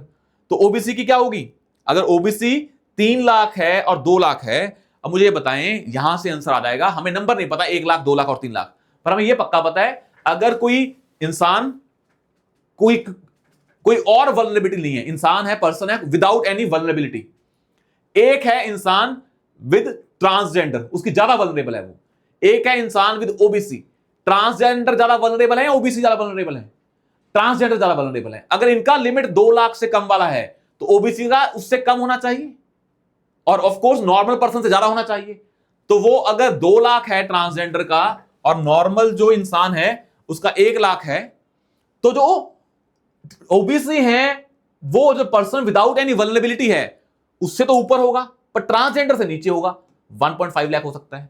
पर यह पक्का है कि ट्रांसजेंडर की लिमिट अगर 2 लाख रखी है, मतलब 2 लाख से कम इनकम वालों को बेनिफिट हो रहा है, तो ओबीसी में इनकम जो होगी वो 2 लाख से ज्यादा तो नहीं होनी चाहिए। अगर 2 लाख से ज्यादा हो गई मतलब वो ज्यादा वल्नरेबल है, ऐसा नहीं है। तो ये तो हो गया गलत। क्योंकि दूसरा सही था तो तीसरा गलत हो गया, तो पहला अपने आप क्या हो गया, सही हो गया। ये नंबर हमें नहीं पता है पर हमें लॉजिक पता है, उसके बेस पे सही हो गया है। तो आंसर क्या हो गया इसका, first and second answer is a. तो हमने ए और सी में से ए पे पहुंचे, सी को काट के हमारी प्रोबेबिलिटी क्या है 85 टू 100, इनफैक्ट ये 100% की तरफ चली गई है। तो हमें जो टाइप है 2 उसमें भी जाना है आगे, ए या बी, और ट्राई करना है हर क्वेश्चन बी पे ना रुक जाएं, हमें इसको ए पे भी लेके जाने हैं, 50-50 पे नहीं, ऊपर लेके जाने हैं। तभी कहते हैं कि इसमें मैंने टाइप कोई सी नहीं बनाई है जिसमें प्रोबेबिलिटी कितनी है 33% कि आपने एक क्या हुआ, एक ऑप्शन काट दिया, 3 पड़े हैं, फिर करने का फायदा नहीं है। 33 हमारा काम है 50 से ऊपर, 33 में गलत होने के चांसेस बहुत ज्यादा होते हैं। तभी मैं बोलता हूं अगर 2 ऑप्शन में अटके हो तभी सॉल्व करो, अगर 3 में अटके हो फिर तो मतलब ही नहीं है। ऐसा विचार तो है ही, विचार वाले भी कर दो, उसकी 25 होती है, उसकी भी तो 25% है ना, वही कर दो, फिर आंखें बंद की और टिक कर दिया, पर मतलब नहीं है ना दोनों का। तभी टाइप 2 में 2 ही सब टाइप हैं, A and B. I hope यहां तक चीजें क्लियर होंगी। Now let's do the question number 10। Question number 10, consider the following pairs, international agreement step subject, Alma Ata declaration, Hague convention, Talanoa dialogue, under 2 कोalition। बाद में आया है पीवाईक्यू में, इसके बाद पेपर में आया हुआ है, रिपीटेड थी। Alma Ata declaration, this question should be done on the basis of type 1, otherwise has to be skipped. Otherwise अगर नहीं है नॉलेज तो स्किप कर दें, ये नहीं हो पाएगा। कैसे दिखाते हैं ये भाई, बाद में आया पीवाईक्यू में, पहले आया होता ना फिर तो मैं बोलता आपको, आपको करो, बाद में आया था ये। आपको ये पता है बायोलॉजिकल एंड केमिकल वेपन्स के लिए आप पढ़ते हैं हेग कन्वेंशन तो नहीं है, बायोलॉजिकल केमिकल वेपन्स के लिए हेग कन्वेंशन तो नहीं है, इसके लिए बहुत अलग अलग कन्वेंशन है। बायोलॉजिकल एंड केमिकल वेपन्स के लिए हेग कन्वेंशन नहीं है, ये आप बेसिक पढ़ते हैं, ये तो नॉलेज की बेसिस पे है। जैसे ये गलत हुआ आपको समझ में आया, अगर ये गलत है सेकंड तो आपने क्रॉस कर दिया 4 या 1 एंड 3। अगर आपको थोड़ा सा पता था कि आलमा आटा कहां पे पढ़ते हैं, हेल्थ केयर मेंस पढ़ता है ना जो, वो पढ़ता होता है ये, तो आंसर आ जाता आपका सी, कि ये हाँ हेल्थ केयर का है, हेग चाइल्ड राइट्स का है, अंडर 2 कोalition क्लाइमेट चेंज का है, ये भी क्लाइमेट चेंज का है। ये सही है, ये सही है, ये दोनों गलत हैं, पर ये नॉलेज के बेस पे है, इसमें और कोई लॉजिक नहीं है। सिर्फ एक ऑप्शन लिमिट कर पाते और कहां पहुंच जाते हैं ये आप, मतलब मैं कह रहा हूं सारा नॉलेज के बेसिस पे है। अब नॉलेज भी तो अलग अलग टाइप की होती है ना, पर जो बिल्कुल पता ही है कि जो बंदा एक बार पढ़ रहा है उसको ये याद तो रह जाता है कि ये तो नहीं है। नॉलेज के भी टाइप्स हैं, तो मैं मानूं कि आपका नॉलेज बेस अगर बिल्कुल बेसिक लेवल का है तब भी आप कर पाएंगे सेकंड, तब भी आप कहां पहुंच जाते बी और सी में से, तो कुछ भी लगा जाते आंसर सी है। पर इसके बाद आप कहीं और ना पहुंच पाते, वो तभी पहुंच पाते जब आपके पास नॉलेज होती। तो नॉलेज के भी लेवल्स होते हैं, बेसिक नॉलेज और या फिर एडवांस नॉलेज। बेसिक नॉलेज में आप ये सेकंड क्लियर कर पाते, एडवांस नॉलेज में बाकी कर पाते, पर ये नॉलेज के बेसिस पे, बेसिक नॉलेज के बेसिस पे आप 2 पे पहुंच जाते, फिर आप पहुंच जाते टाइप 2 का जो सब टाइप बी है। आगे समझ में यहां थे, तो यहां तक डन। एडवांस नॉलेज होती फिर तो आप पहुंच जाते, फिर तो काम ही खत्म था, आंसर अपने आप ले आते आप अपना जो भी बनता था, that is A, sorry answer that is 1 and 3 that is C. तो बनता था हमारा किसके बीच में 2, हमें ये पता लगा दूसरा नहीं है, तो हमारा आंसर क्या बन रहा था बी एंड सी, तो वहां पे सी पे पहुंच पाते, तो दोनों में पहुंच जाते बेसिक नॉलेज के बेसिस पे, यहां पहुंच जाते एडवांस नॉलेज के बेसिस पे। नॉलेज के भी टाइप्स होते हैं आगे। Okay, parliamentary system of government is 1। अब आप अपने हिसाब से टाइप 1 टाइप 2 करते रहें और देखते रहे मेरे पास बेसिक नॉलेज है, एडवांस नॉलेज, सब कुछ अपने आप करते रहे। टाइप 1 है, टाइप 1 में भी मेरे पास कौन सी नॉलेज थी, बेसिक नॉलेज थी, एडवांस नॉलेज। टाइप 1 में फॉलो होते हैं एडवांस नॉलेज के बेसिस पे, और जो टाइप 2 होते हैं उसमें भी क्या सब टाइप ए है, सब टाइप बी है। सब टाइप ए में क्या होता है, आप 85 टू 100% प्रोबेबिलिटी, टाइप बी में 50-50, और कई बार क्या होता है बेसिक नॉलेज के बेसिस पे आप टाइप 2 के सब टाइप बी में पहुंच जाते हो। वो आपकी अपनी चीजें हैं, पर पता होना चाहिए जब आप क्वेश्चन कर रहे हैं कि मैं कहां पे लैग कर रहा हूं, तो अगली बार जब आप क्वेश्चन करें बैठ के खुद, तो देखना मेरा कौन से टाइप वाला क्वेश्चन गलत हो रहा है, कौन सी नॉलेज की कमी है, बेसिक या एडवांस। रैंडम ना करें, आपने क्वेश्चन किया टिक किया सही हो गया, पता आपको है ही नहीं है कि नॉलेज के बेस पे किया है या लॉजिक के बेस पे, क्या होना चाहिए था और मैंने कैसे अप्लाई किया। मान लो वो है ही टाइप 1 का क्वेश्चन, आप कर रहे हो उसको टाइप 2 से सॉल्व, फिर वो गलत बात है। Now you have to apply all those things. I hope आज के लेक्चर से आपको बिल्कुल क्लैरिटी मिल गई होगी। Now let's see the next question, that is a parliamentary system of government is one in which. अब ये सिंपल देखें, इंडिया में कौन सी सिस्टम है, पार्लियामेंट्री सिस्टम है, तो रियल लाइफ एग्जांपल लगा लें। अब बताया था ना, आपको कुछ देखना ही नहीं, बस देखना है कि रियल लाइफ में क्या हो रहा है, ये मैच कर रहा है कि नहीं कर रहा ऑप्शन। जैसे स्टेट देखा था हमने, स्टेट की डेफिनेशन देखी ना कि रियल लाइफ में क्या होती है स्टेट, तो हमने अप्लाई करके देखा, आंसर आ गया था। All political parties in the parliament are represented in the government, represented in the government. Modi government में सारी पॉलिटिकल पार्टीज हैं, कांग्रेस भी है, गलत। The government is responsible to the parliament and can remove by it. Yes, the government is responsible to parliament, collective responsibility. In fact ये PYQ है, parliamentary form of government का core principle क्या होता है, collective responsibility, mentioned in article 75 clause 3। The government is elected by the people and can be removed by it. Government is elected by the people but cannot be removed by the people. It can be only removed by the parliament because we have democracy, that is indirect democracy. This is incorrect. The government is chosen by the parliament but cannot be removed by it. गलत, it can be removed by it. और दूसरा आपको पता लग गया देख के कि B या D में से एक आंसर है, क्योंकि दोनों चीजें ऑपोजिट बोल रहे हैं। B और D दोनों स्टेटमेंट्स ऑपोजिट हैं, या तो B सही होगी या D सही होगी। उस सेंस में आंसर B D में से था। एग्जामिनर ने पहले यहाँ पे बनाया, उसका ऑपोजिट यहाँ पे बनाया, समझ में आ गया। अब दो स्टेटमेंट्स हैं जिसमें एग्जामिनर का माइंड एक में उल्टा दिख रहा है, एक में सीधा दिख रहा है, तो आंसर क्या है, एक ही होगा इनमें से। Answer is B not D।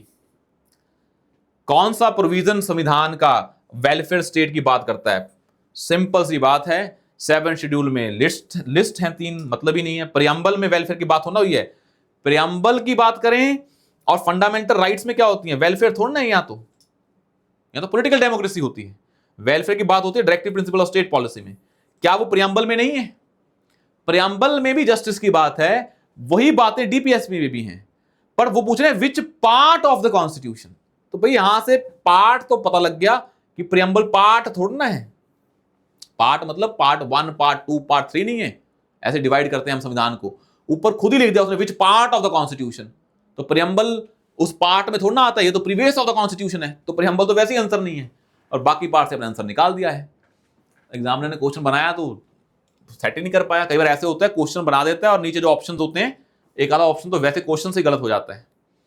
अगला क्या है, the constitution of India defines. जब भी ये टर्म आए इसको मार्क कर लें, इतनी बार बता दिया है, constitution of India defines, constitution of India explains, constitution of India में ये चीज क्या इलेबोरेट है, ऐसी कोई भी चीज आती है, ये लाइन देख लें, it's basic structure in terms of federalism, ये वैसी गलत हो जाती है। और आपको पता भी है बेसिक स्ट्रक्चर सुप्रीम कोर्ट की इनोवेशन आपकी कॉन्स्टिट्यूशन में लिखी है, केशवानंद भारती केस में आई थी, वो नॉलेज हो गई। पर हमारा पैटर्न क्या बोलता है, जब भी ये हो the constitution of India defines, ये टर्म जब भी लिखी होती है उसके गलत होने के चांसेस क्या होते हैं, बहुत ज्यादा होते हैं। अगला क्या है, the constitution of India provides for judicial review to safeguard द citizens liberty and to preserve the ideals on which the constitution is based। तो ये तो सारी कहानी बिल्कुल सही है। ये तो मतलब किसका है, जुडिशियल रिव्यू का। तो क्या संविधान में जुडिशियल रिव्यू प्रोवाइड किया गया होगा? या वर्ड क्या है, डिफाइंस। डिफाइंस अलग चीज है, प्रोवाइड्स अलग चीज है। तो जब लिखा होता है the constitution of India defines this thing, यहां लिखे the constitution of India defines untouchability, नहीं, the constitution of India provides की अनटचेबिलिटी बोले चुननी चाहिए। तो यहां वर्ड क्या है, प्रोवाइड्स। तो ध्यान से पढ़ना है, तो जब भी वर्ड आए डिफाइंस तो वो गलत होता है, ना कि प्रोवाइड्स। तो जुडिशियल रिव्यू संविधान में होगा? क्यों नहीं होगा भाई, मुझे बताएं।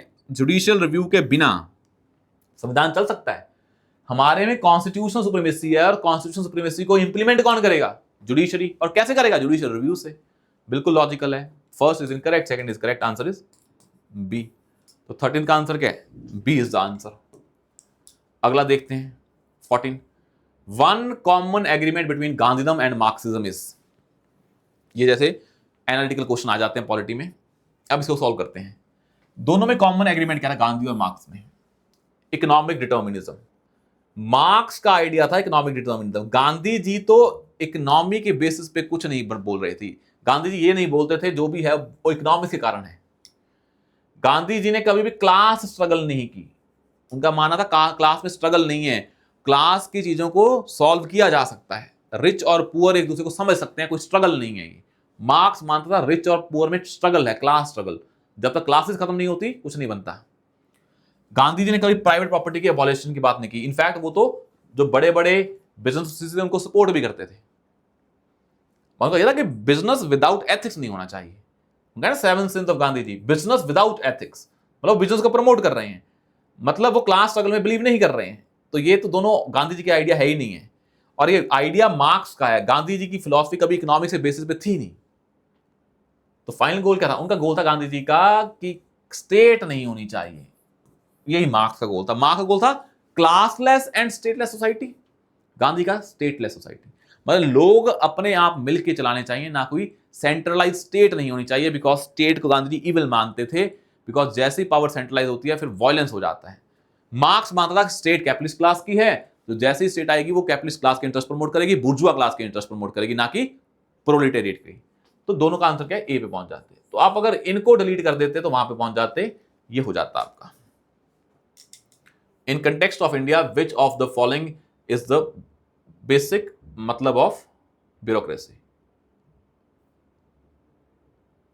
एक सेकंड में हमें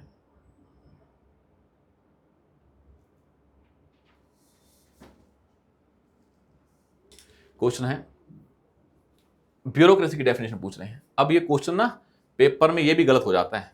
देखें, in the context of India which one of the following is the characteristic appropriate for bureaucracy? भाई क्या होती है ब्यूरोक्रेसी, मुझे आप बताएं, ऑप्शन छोड़ दें। क्या होती है ब्यूरोक्रेसी? आपने इतना तो पढ़ा होगा, दो तरह के एग्जीक्यूटिव होते हैं, permanent and political executive. Political executive कौन से होते हैं? जो इलेक्टेड होते हैं। परमानेंट क्या होते हैं? जो ब्यूरोक्रेट्स होते हैं। जो पॉलिटिकल एग्जीक्यूटिव होते हैं वो क्या करते हैं? पॉलिसीज बनाते हैं, और ब्यूरोक्रेट्स पॉलिसीज को इंप्लीमेंट करते हैं। ये इनका ब्रॉड गोल होता है।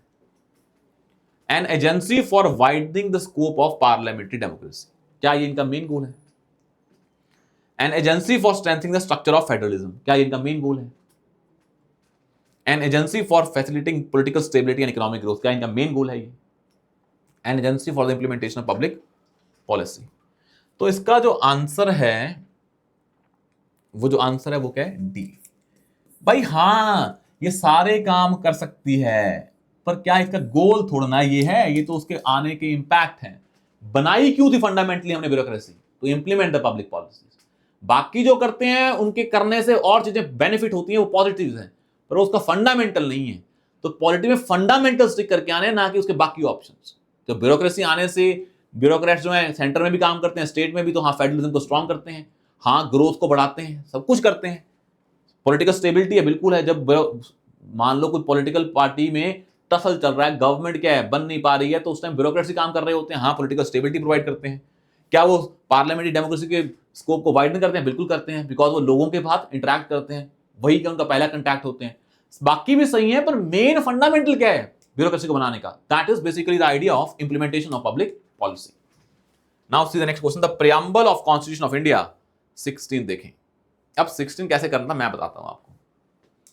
The preamble of the constitution of India is a part of the constitution but has no legal effect.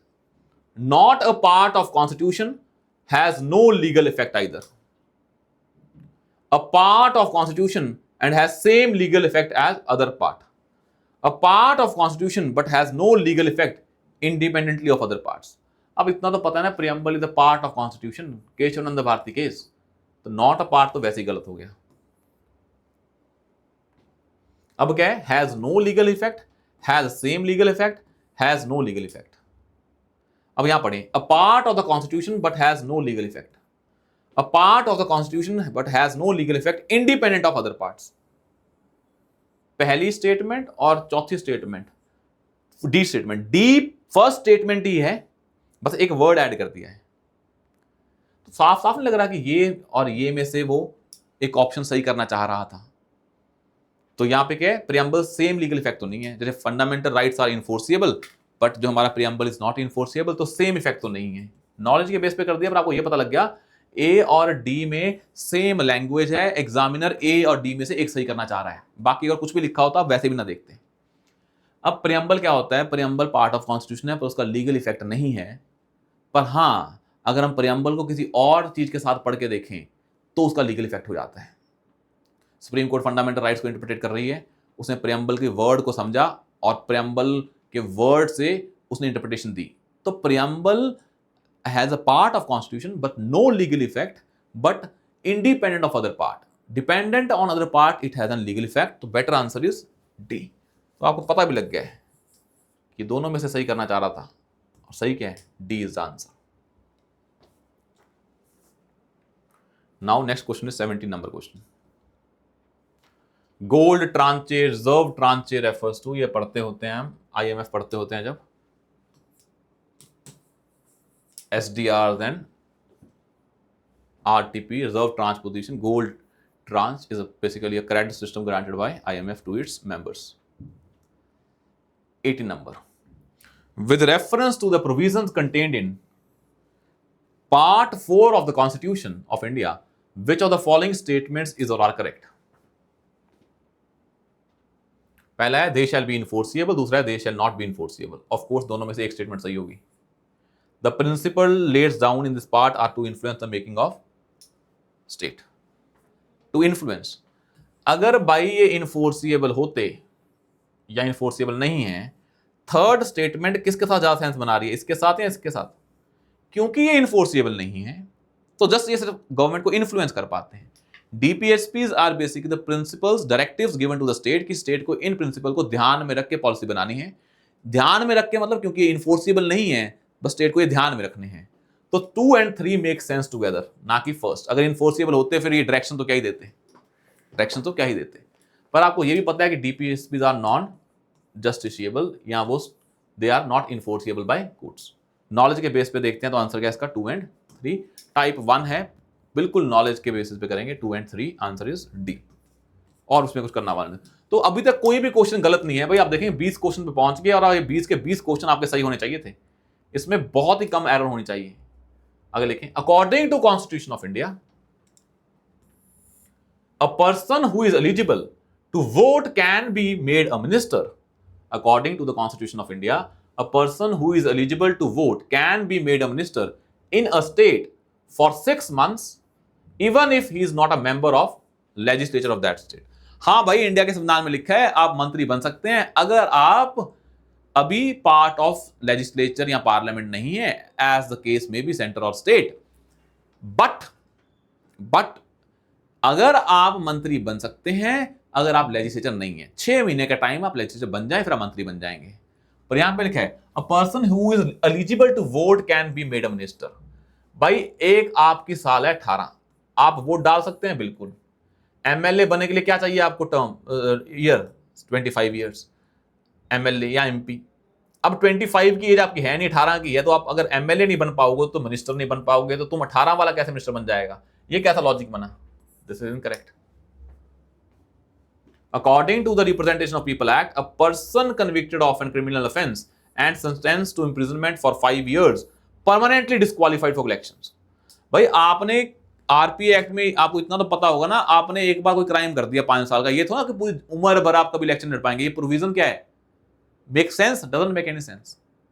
ये तो हम ऐसी कोशिश कर रहे हैं ऐसा होना चाहिए, पर अभी तो ऐसा ही है ना कि आपने जितनी कन्विक्शन हुई प्लस 6 साल और मैक्सिमम तो यही है कि जितना कन्विक्शन प्लस 6 साल मैक्सिमम है ये, उसके बाद दोबारा इलेक्शन लड़ सकते हैं. तो दिस स्टेटमेंट इज इनकरेक्ट. ये न्यूज में भी रहता है और लॉजिक भी बोलता है. ये हम डिमांड रखते होते हैं कि एक बार आप क्रिमिनल बन गए फिर आप इलेक्शन लड़ नहीं सकते उम्र भर, पर ये ऐसा प्रोविजन है नहीं है. अभी वही है जितना टर्म है प्लस 6 ईयर्स. तो answer is going to be D, that is both are incorrect. ये तो नॉलेज, थोड़ी बहुत नॉलेज तो बेसिक होती है आपको, उसके बेसिस पे कर लेते हैं. अगला क्या है? The President of India can summon a session of the Parliament at such place as he thinks fit. तो समन कौन करता है? प्रेसिडेंट. अब डाउट आता था कि as a place he thinks fit. अब प्रेसिडेंट है भाई, इमरजेंसी मान लो, तुम ये सोच के देखो, the president of India can summon a session.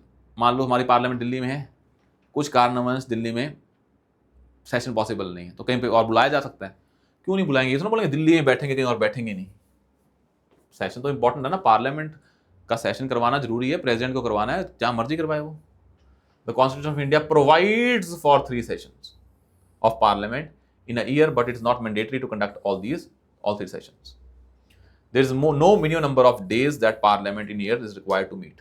Of course there is no minimum days. In fact ये रिकमेंडेशन होती है कि इतने दिन मिलना चाहिए. तभी तो कई बार बोलते हैं कि पार्लियामेंट ज्यादा नहीं मिल रही है आजकल, कम बैठती है. तो ये रिकमेंडेशन है, there is no minimum days. तो पहला तो सही है, तीसरा सही है, तो आंसर वैसे ही क्या आ गया, सी। दूसरा गलत है, बिकॉज प्रोवाइड ओनली फॉर कि गैप 6 मंथ्स नहीं होना चाहिए 2 सेशन के बीच में, तो एटलीस्ट 2 सेशन तो होनी चाहिए। इनका ऐसा कुछ नहीं है, नॉलेज के बेसिस पे है, सी इज आंसर। थोड़ा बहुत सोच लेते तो भी हो जाता, पर नॉलेज के बेस पे करना पड़ेगा। अगले के 21 हिस्ट्री स्टार्ट हो गई है। अब आएंगे डॉट बॉल। तो पहले 20 क्वेश्चन आपने किए, और आपके 20 क्वेश्चन में, जो पहले 20 क्वेश्चन आपने किए हैं, इस 20 क्वेश्चन में आपके 18 सही और 2 गलत, इतनी थी बस आपके पास विंडो। 36 मार्क्स माइनस 1.33, मतलब 35 मार्क्स तो आपके पहले 20 क्वेश्चन में आ ही जाने चाहिए थे। जिसके पास ये सेट होगा, ये थोड़ा खुश हो जाएगा, मतलब मैंने 20 क्वेश्चन किए, 35 मार्क्स आ गए। पर अब हिस्ट्री आई है, अभी डॉट बॉल आनी स्टार्ट हो जाएंगी। तो हिस्ट्री में डॉट बॉल आती हैं, ये आपको पता होना चाहिए कि हिस्ट्री में डॉट बॉल के चांसेस बहुत ज़्यादा हैं। और अभी आप देखोगे भी, तो हिस्ट्री आपके हाथ में है ही नहीं है, तो जो टॉपिक आपके हाथ में है, पॉलिटी और इकोनॉमी, उसको स्ट्रॉन्ग करें तो काम बनेगा। With reference to the history of India consider the following statements. Knowledge base है, आता है नहीं आता आपकी मर्जी है। इसका आंसर यूपीएससी ने दिया है B, that is 2 and 3। First is incorrect and both are correct. Mirasedar, Banian and Orang. कहने का मतलब, जब अभी अपने टर्म्स पढ़ ली हैं, ट्राई करें कि यूपीएससी टर्म्स पे खेलती है, तो टर्म्स जो भी इंपॉर्टेंट टर्म्स है पहले आ चुकी हैं, और उसके आसपास के टर्म्स को देख लें। Mirasedar is designated revenue payer to the state, Banian is the Indian agent of East India Company, and Orang is in charge of treasury of state. नहीं, तो आप जब भी ऐसे क्वेश्चन करें तो ट्राई करें कि ऐसे क्वेश्चंस जब आप कर रहे हैं, तो इन क्वेश्चंस को फिर थोड़ा सा नॉलेज के बेस पे अपने ऐसे टर्म्स को ऐड करने की कोशिश करें। ठीक है, अगला क्वेश्चन देखते हैं इसमें। तो मतलब आपको इतना पता लग गया है कि हिस्ट्री में आपका अगर डॉट बॉल जा रहा है तो सभी का जा रहा होगा, तो उसमें कोई डाउट नहीं है। आप जाके इसके सॉल्यूशन आपके पास होंगे, वो कर लें कि भाई हमारा गोल है कि अगर हम औरंग की बात करें, he was where, it's warehouse where goods were collectors. Basically अब warehouse where goods were collected, that was basically a term.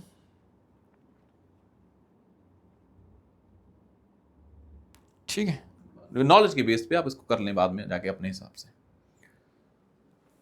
पहला गलत है, ये वेयर हाउस होता है औरंग।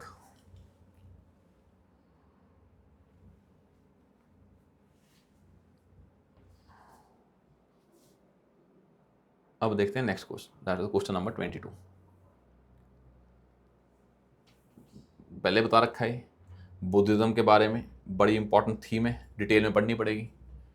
ये देखें, deification of Buddha by Mahasanghikas foster the Mahayana Buddhism. बिल्कुल सही, आपको पता है कि कहाँ पे बुद्धा, महायान में कैसे ट्रीट किया जाता है। हीनयान और महायान में फ़र्क ही है, यहाँ पे बुद्धा की मूर्तियाँ होती हैं महायान में, वही होता है word deification, that is 3 is correct. Sthaviravadin belongs to, पता है यहाँ पे क्या है, हीनयान, तो गलत हो गया है, स्टार विरावादिन। तो आपको बुद्धिज्म के स्कूल पढ़ने हैं, हीनयान महायान, उसके भी सब स्कूल पढ़ने हैं, और ये पेपर में पीवाईक्यू में बहुत बार रिपीट हुए हैं। Mahasanghika, Sthaviravadin, Lokottaravadin sect was an offshoot of Mahasanghika, बिल्कुल सही। तो दोनों सही हैं, बी एंड 2 and 3। पर पहला क्या है, हीनयान। तो आपको ये पढ़ना पड़ेगा, मतलब बुद्धिज्म के जो सब स्कूल्स हैं, that you should be studying, paper में आएंगे, हाई यील्डिंग है। अगला है, which of the following statements correctly explains the impact of industrial revolution on India during the first half of 19th century. जब इंडस्ट्रियल रेवोल्यूशन आई बाहर, तो बाहर इंडस्ट्रीज आई, तो वहां से सामान इंडिया में आना हुआ चीप स्टार्ट, तो खुद का इंडिया का सामान क्या हो गया, बनने वाला बंद हो गया। Railway lines were laid in many parts of the country. Impact पूछा है, इसका डायरेक्ट इंपैक्ट पूछा है। Machines were introduced in the Indian textile, India में क्यों मशीन्स आई, वहां पे आई ब्रिटेन में, इंडिया में क्या machines I. Heavy duties were imposed on the imports of British, नहीं, लेस चार्जेस थे ना, वहाँ पे सस्ता आ रहा था, वहाँ से सामान सस्ता आता, टैक्स कम था, जाने वाले का टैक्स ज़्यादा था। इंडियन हैंडीक्राफ्ट्स वर रियून्ड, बिल्कुल। Railway lines were laid in many parts of country. A और सी में से बताएं कौन सा इम्पैक्ट ज़्यादा है। First half of 19th century, 1850 railway line आई हैं 1856 में। फैक्ट ही गलत है। तो first is A is answer.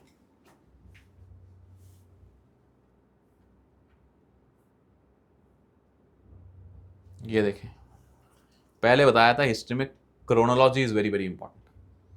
History में अगर आप क्रोनोलॉजी पता है तो बहुत सारे क्वेश्चन वैसे हो जाते हैं। आपको पता होना चाहिए मिडिवल हिस्ट्री में भी क्या होती हैं, 3 फेजेस होते हैं।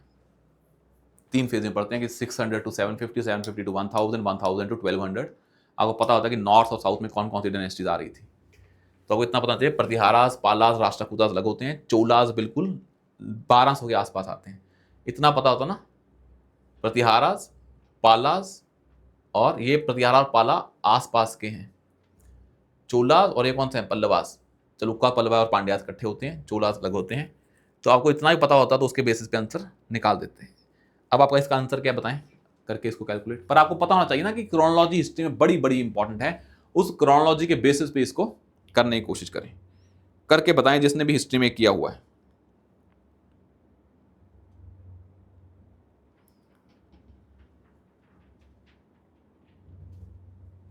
एक मिनट है आपके पास, एक भी क्या है, बस थोड़ी 2 मिनट में कर लें।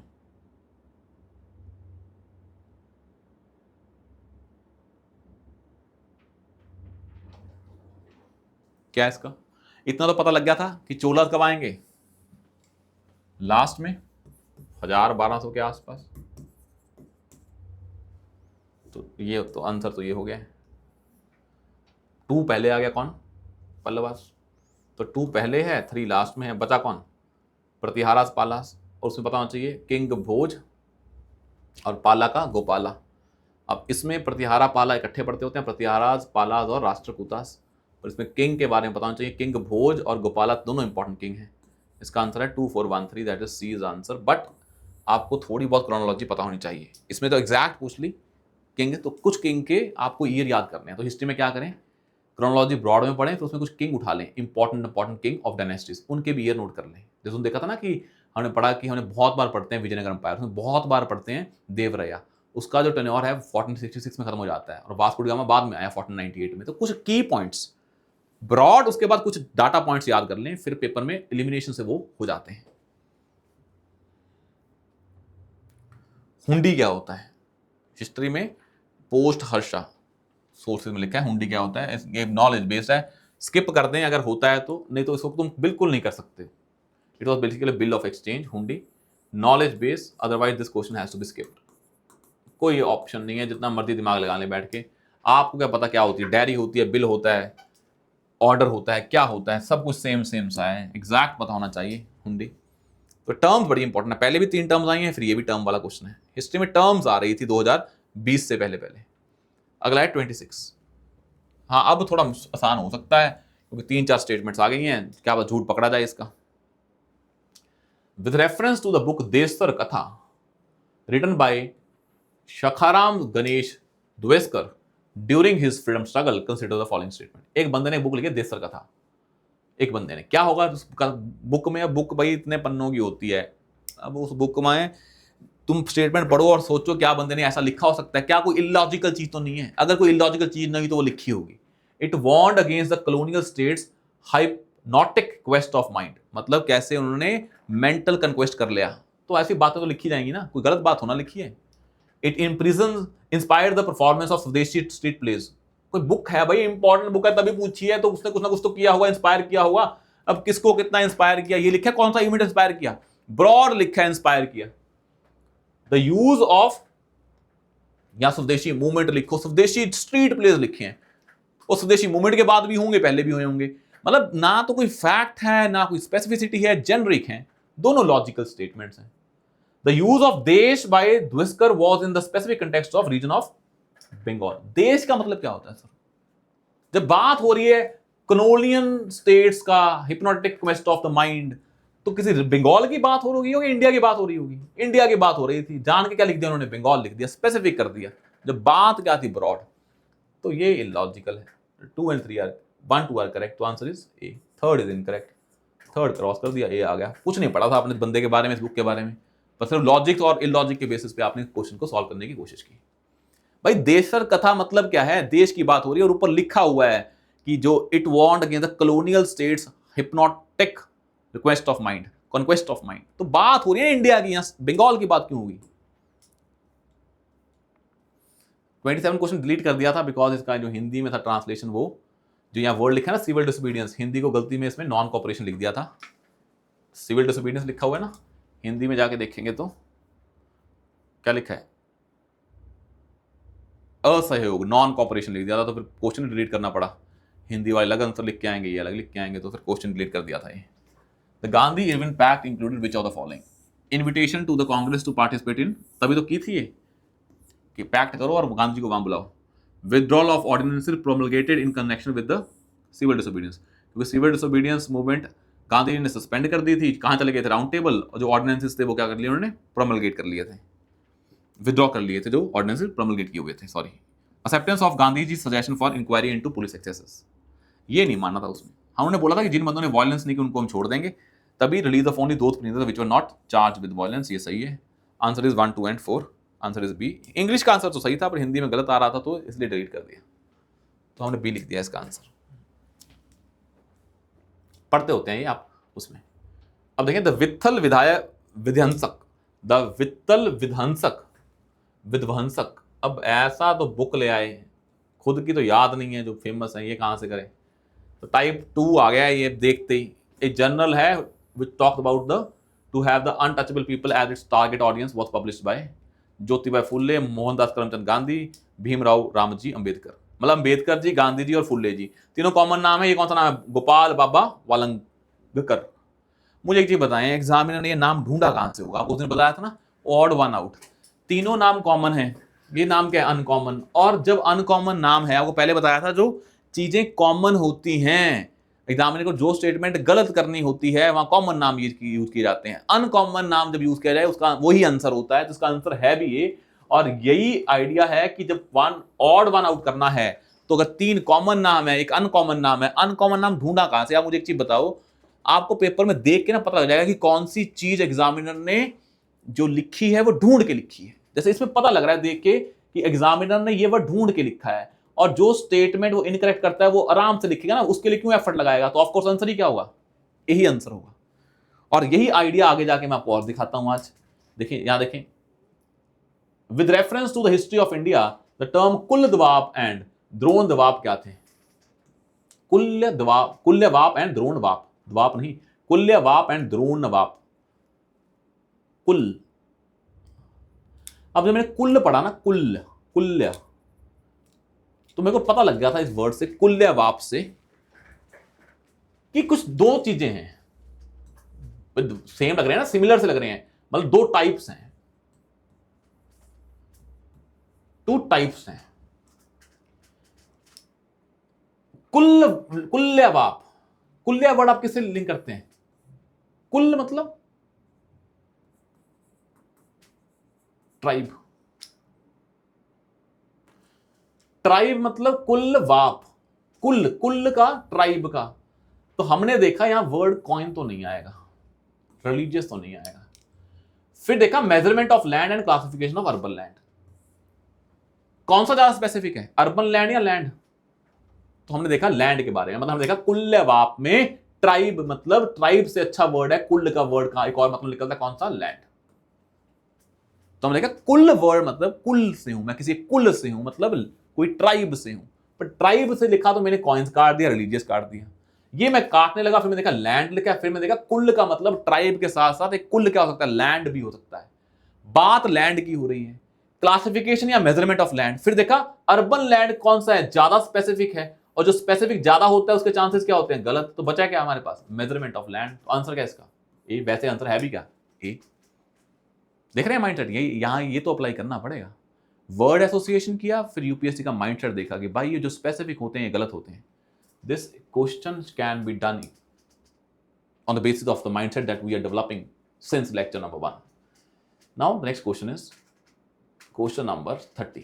ये भी देखें, ये भी कैसे किया। आपको पहले बताया था, क्वेश्चन क्या लिखा है? Whosoever praises his religious sect or blames other sects out of excessive devotion to his own sect with the view of glorifying his own sect, he rather injures his own sect very severely.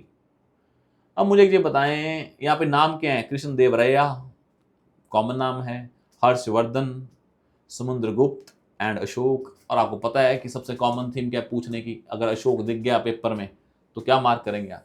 Ashok ही। तो answer क्या है इसका? Answer is a. तो बताया ना, कुछ themes important हैं जो बार बार रिपीट होती हैं।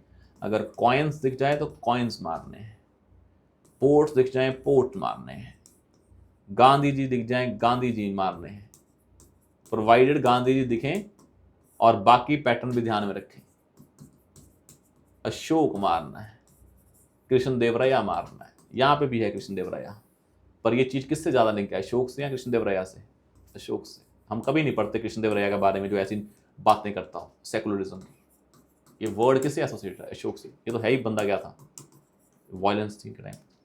बेटर वर्ड क्या? हर्षवर्धन या अशोक? अशोक। आया समझ? Answer is a. तो पैटर्न ऐसा नहीं है जब पैटर्न लगा रहे हैं कि बाकी पैटर्न नहीं अप्लाई होगा, आपको देखना है कौन सा पैटर्न ज्यादा अप्लाई हो रहा होगा। This thing you have to do. तो हमने कर लिए हैं कितने questions? 30 questions we have done. So we will do इसके बाद वाले questions in the next class, but I hope आज की क्लास से आपको ये आइडिया मिल गया होगा। डन। तो will see you soon in the next session. Thank you so much.